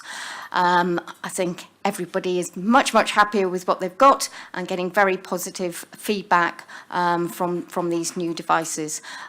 But not only people are enjoying using them, they are also being more productive with those devices. But it's much better kit for a more modern workforce. This isn't the only thing, but this is one of the places where we say to the organisation, you deserve good quality kit, here it is, and it's a way of, I think, messaging the importance that we hold our users in going forward. As I said, we changed the devices, replaced with modern smartphones, and these are being rolled out to everybody. So it's starting to, I think, equalise all of our users, so everybody feels like they're being treated and in an equal way. There aren't special things for special types of people, and people can choose which device they like and which ones are most appropriate to their own particular circumstances. And you can have a pink phone if you particularly want one.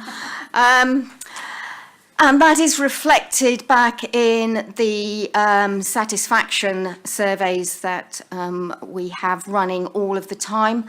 I think this has been picked up a number of times previously around that feedback, and this is being built into all of the services that we've got, is getting that feedback all the time, that we know that they are working, they're meeting our user needs, and if not, we can address where those problems are. But the service desk, again, this is a place where the users really start to touch the new services. This has been in place for many months now. May have expected there to be some problems early on. In actual fact, there weren't too many. There was a lot of satisfaction and people feeling happy with the service desk.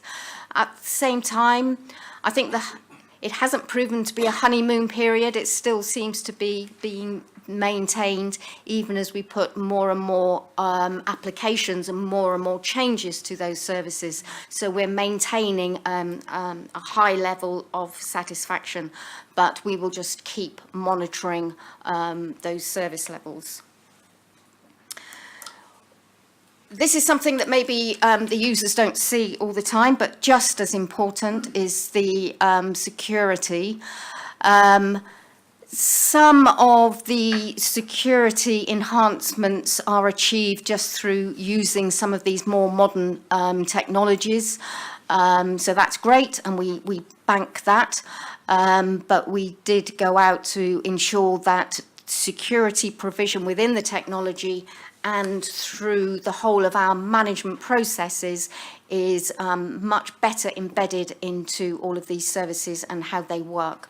And also, not only the security itself, but being able to monitor our performance in the area of security.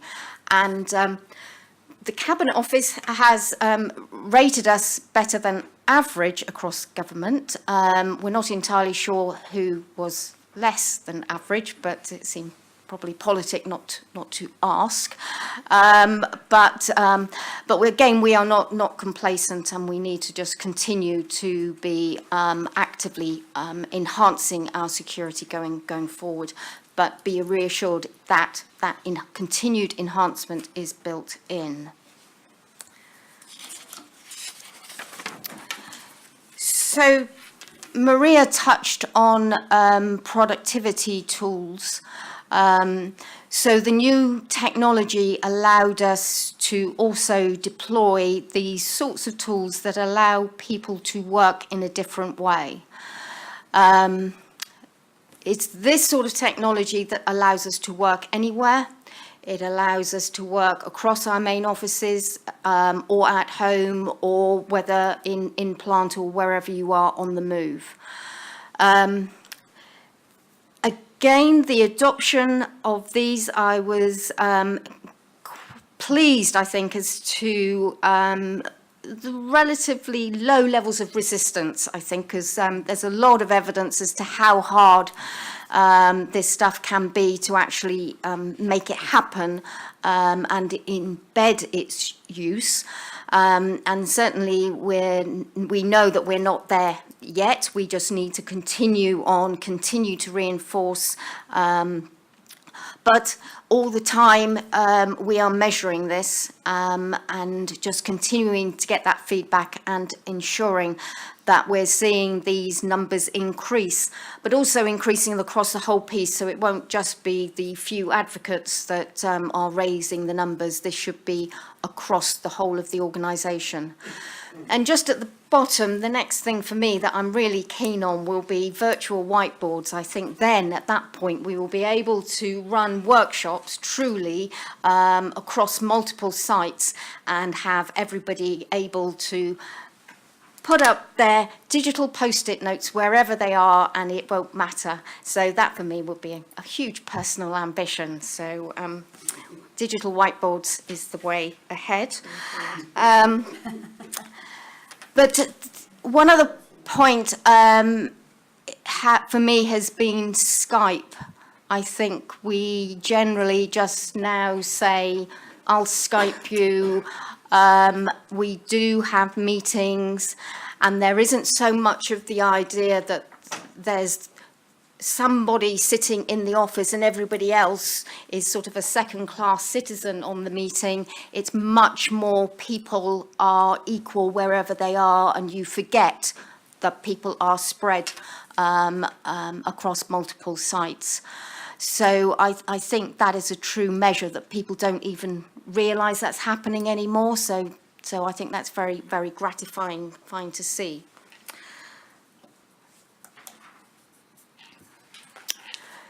So again, looking maybe back behind the scenes as to what we have enabled, those technical environments that are now commoditized, cloud-based, we can deploy that underpinning technology, that access to those servers, that access to that data storage really quickly. Register a food business is one example, but a lot of the other services we've talked about earlier that support our EU exit provision, we can now just do that at pace. That is just not something that takes a very long time to go out and buy all of that kit. The move from Aviation House to Clive House amazed me. I was optimistic, but that was the first time we'd actually really deployed this sort of technology. We had no loss of service in that move.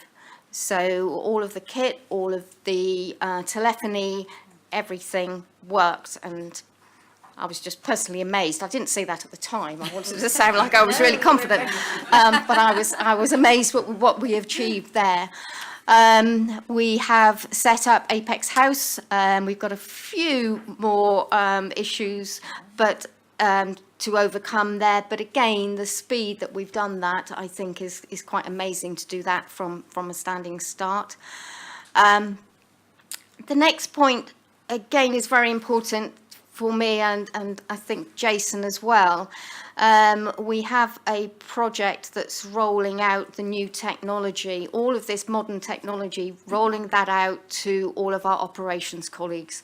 And that rollout has to go out to all of those plants, all of those abattoirs that are not our environments. We don't own those working places, but that technology is being rolled out now, and we're only a couple of weeks away. But across the piece, we're getting very positive feedback from our users. And that's the final big group, I think, for me, that says we are all the same. Everybody within the FSA is the same. You are given the same level of service. Your jobs may be different, where you work may be different, but everybody is being treated as equal. And up until now, you could see the join between the old MHS and the old FSA. You could still see that even after years and years of us being a merged organisation. So again, I think that would be a great achievement in a couple of weeks' time when we can say that is finally done. I've talked about cloud and talked about that flexibility. The flexibility is allows us to turn these things up and down, particularly something like surveillance may require access to high-performance data services. I can buy it, turn it up, turn it off.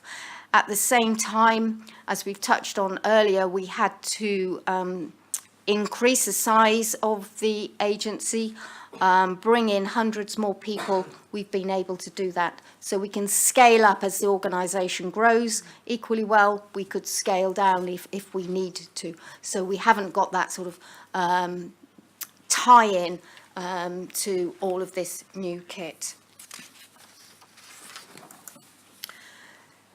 We've touched on data earlier, and data standards and the way of moving data through the whole of the organisation across all of those old siloed systems, that is being taken down and rebuilt through all of these APIs, through this modern way of exchanging information across the organisation.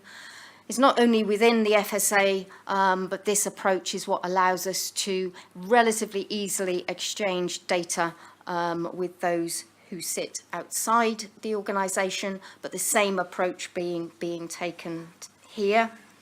That will certainly apply to our colleagues across local government, as well as other government departments, and certainly others in industry. When we get to the point of agreeing to share information, they're very keen that they have a very clear standard way of doing it, and this is how we do it. So a lot more of this going forward. And the work doesn't stop here. So what we've done is maybe address the underpinning plumbing. We've sorted out the basics. We had to do that. We had to rip out a lot of very old technology. But what we've got now is a good modern set of capabilities from which we can build on for the future. But also what we've tried to do, and I hope we will be successful, is we haven't replaced one set of technology with just another set. Fundamental to this will be the ongoing evergreening of the technology. So I would hope, as far as possible, it can continue to evolve for the future. So in 3-5 years' time, we won't have to undergo through all of this again and replace the whole lot. That's what we are aiming for. So we need to continue to build the capabilities. That's not only the capabilities across all of our users, so they get the best from these new services, but I need to continue to build up that capability within my team, still address where I've got old legacy systems, and continue to modernise what we're doing. As a final point from me, I must say thank you to my IT, digital and digs teams, and particular thanks to Philippa Tasselli, who leads the IT team. She couldn't be here today, but she has been a great leader in getting us through all of this and delivering all of this amazing technology. So thank you very much. Julie, thank you. Thank you to both of you. You know, we've talked so much around this board table about we've got 2 major programmes going on, EU exit, ROF, etc. And we have been guilty at overlooking that we've also, at the same time, chosen to totally transform the way that the organisation works and how it's supported to work. I can remember Julie presenting some early thoughts about this, and the scepticism there was around this table that that was achievable and deliverable. So you both deserve massive credit, not just for delivering it, but the way in which it's been done, and the internal comms have clearly been really well delivered and good feedback, because it's all landed. If you go into our offices, they're such not civil servicey spaces, which, you know, we want people to be able to work in fresh and collaborative and innovative ways, and you've done it. I think this is, on both parts, massive success story. I know Chris was involved in terms of some of the property side of it, lots more people involved, but it took real leadership. And so I've gone on about that a bit, but I am so impressed about what you've done. Comments from anybody else? Paul and Colm. Just to start off by echoing what Heather said, I've seen other organisations try to do this and crash and burn badly. And I think what you've both done here, I think this is fantastic. And it's definitely the direction for the future that other organisations will be following. So I think the FSA is well out in front here. Just a small question. I know that with the cloud computing that other organisations have, particularly in America, at times got into argument with cloud providers about where the split in responsibility comes. So when does the organisation that is putting data in lose responsibility for it, and when does the organisation that owns the cloud structure take? Is that something we've looked at, and are we confident that we've got the sort of cyber security side of that all pinned down?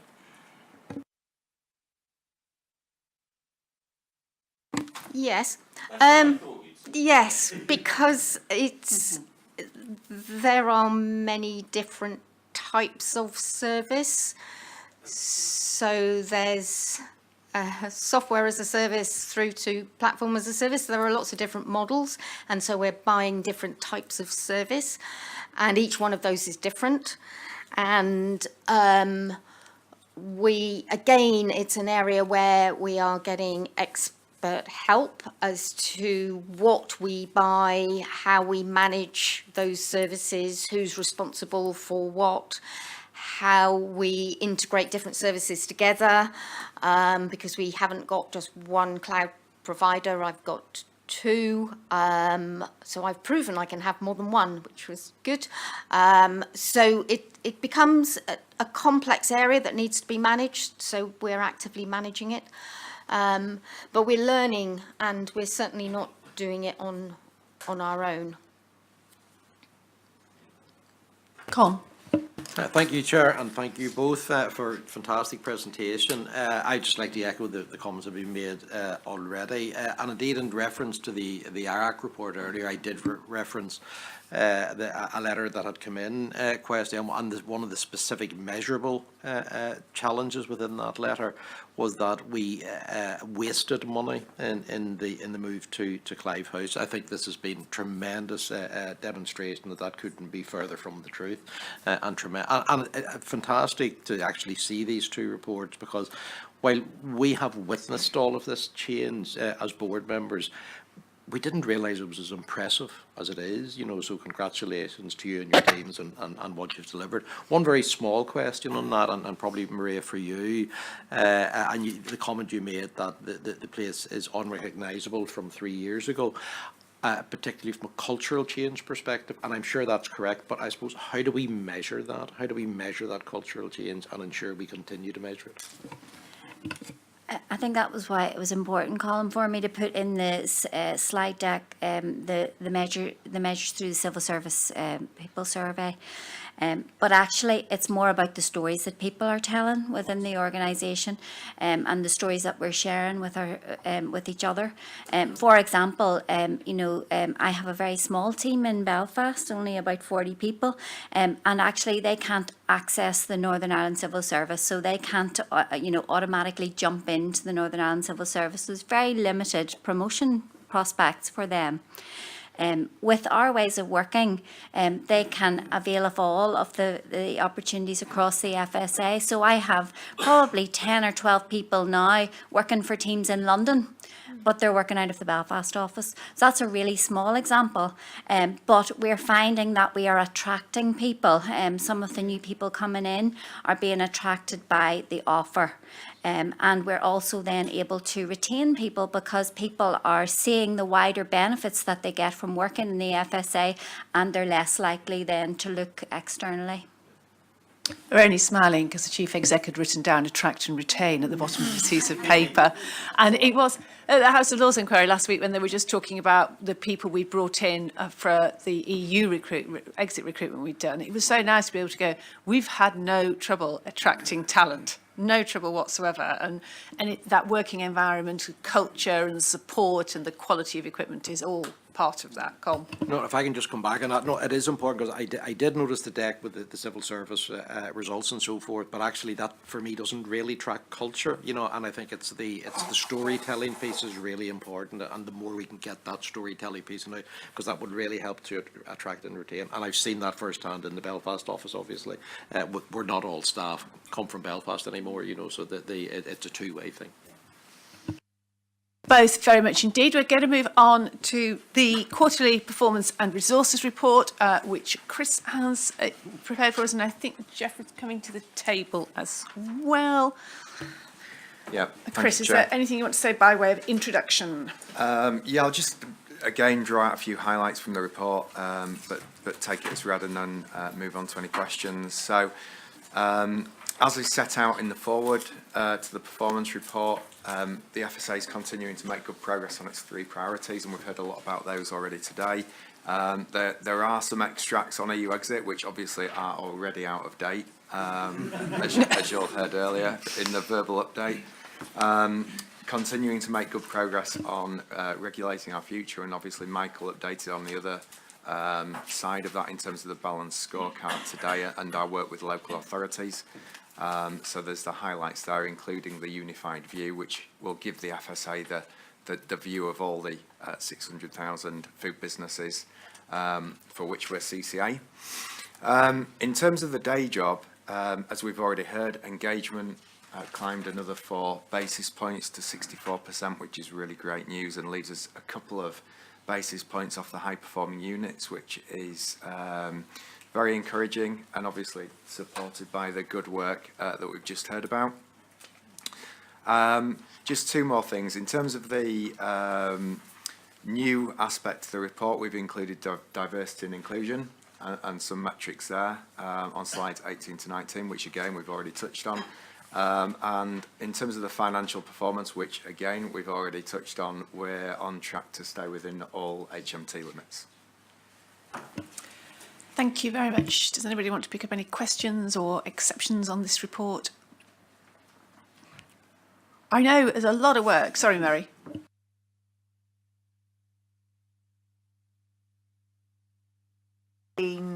We've got more levers in Wales, regulatory delivery and operational delivery, and I don't know if that's any issues or that's just the sort of randomness of data.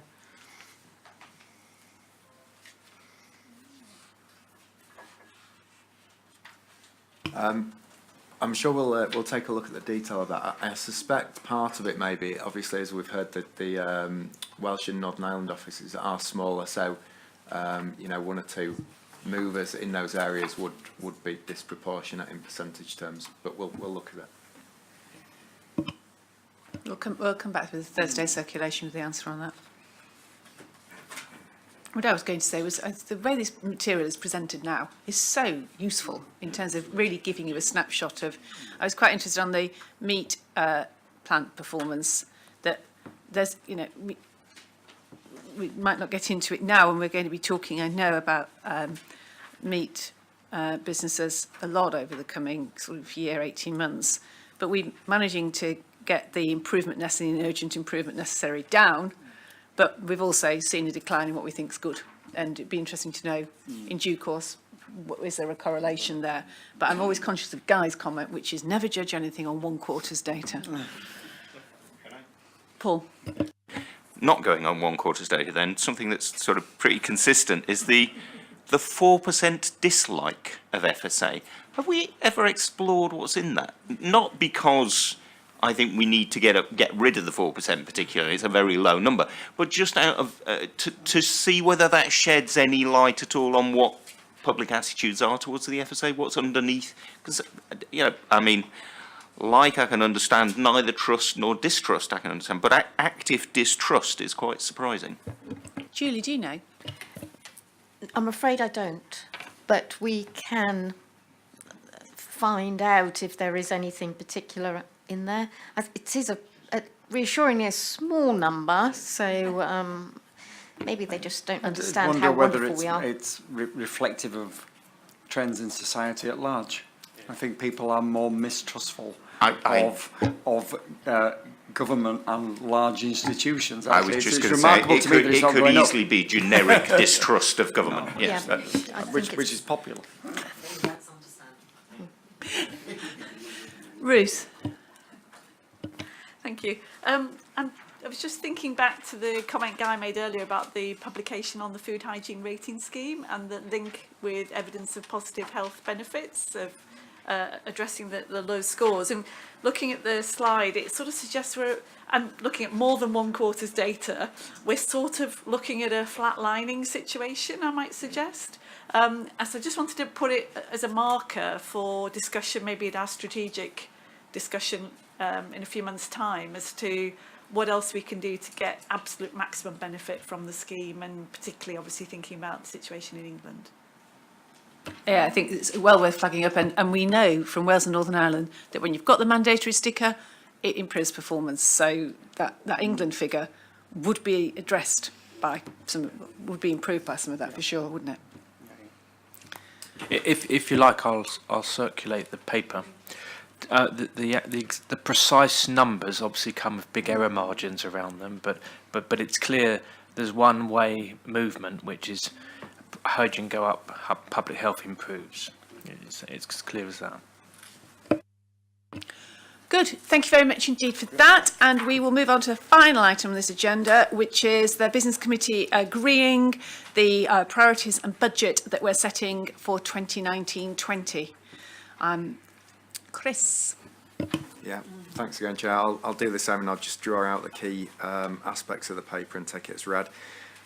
So in terms of context, it's the final year, as we've already heard, of the SR15 period. It takes us up to March 20. It was a flat cash settlement in terms of the resources that are set out in paragraph 5. And they've been very much geared to support the priorities that are set out in section 4 of the report. And again, we've talked a lot about those already, and they're set out so that, you know, the 3 key strands and all the supporting areas. So you've got EU exit and NFCU and surveillance and ROF, to name but a few. In terms of just a bit more detail on the numbers explaining the flat cash settlement. So we have had a couple of movements within the numbers.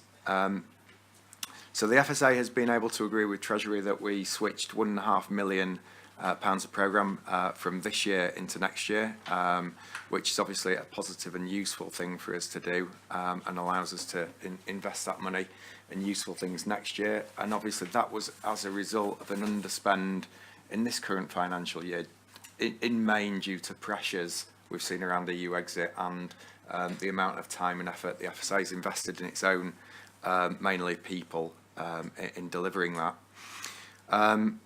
The other thing to note in terms of the movements that are highlighted in terms of the tables of the financials on section 5 is that all the variances are against this year's forecast.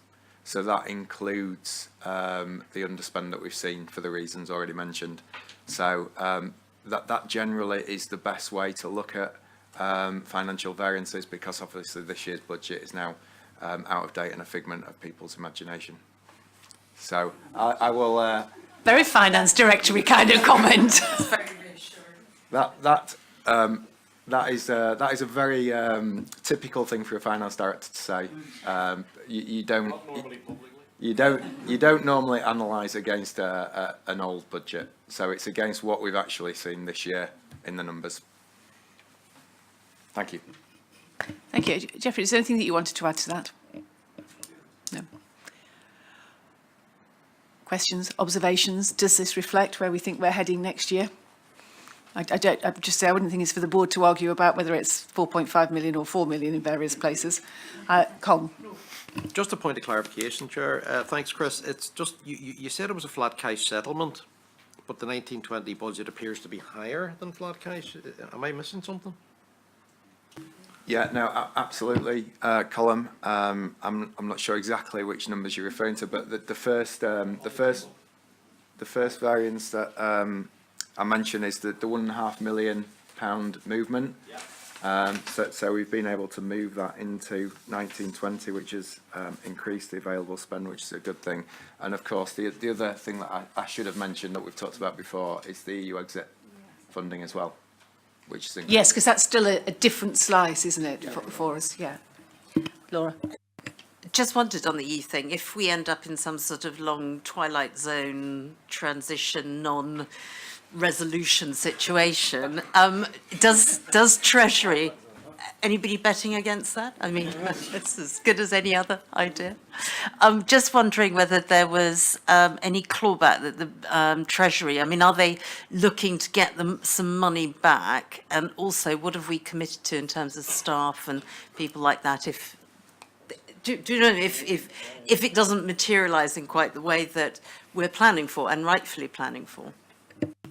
Okay, so I'll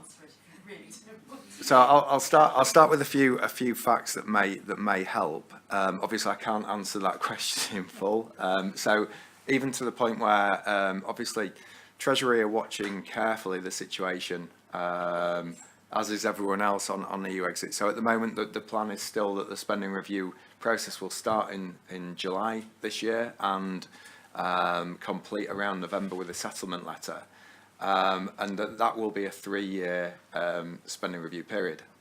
Now, there are other options to that as well, such as we might just get a 1-year extension of budget, depending on what happens with EU exit. Now, in terms of the facts of the settlement for relating to the EU exit and the 16 million that we've received, including the depreciation, sorry, that is a 1-year settlement. So whilst Treasury fully accept and acknowledge that that will be invested in things like permanent staffing, that will be quite difficult, to reverse back out. They have always flagged that in theory this is a 1-year settlement. Anything else around the table? Very good to see the increased spend in science, given the conversations that we've been having today. And I think the securing of investment in that direct relationship with the Treasury is really important to us as well. Their continued confidence in what we do and the way we do it, and our ability to report effectively back to them on that, really important.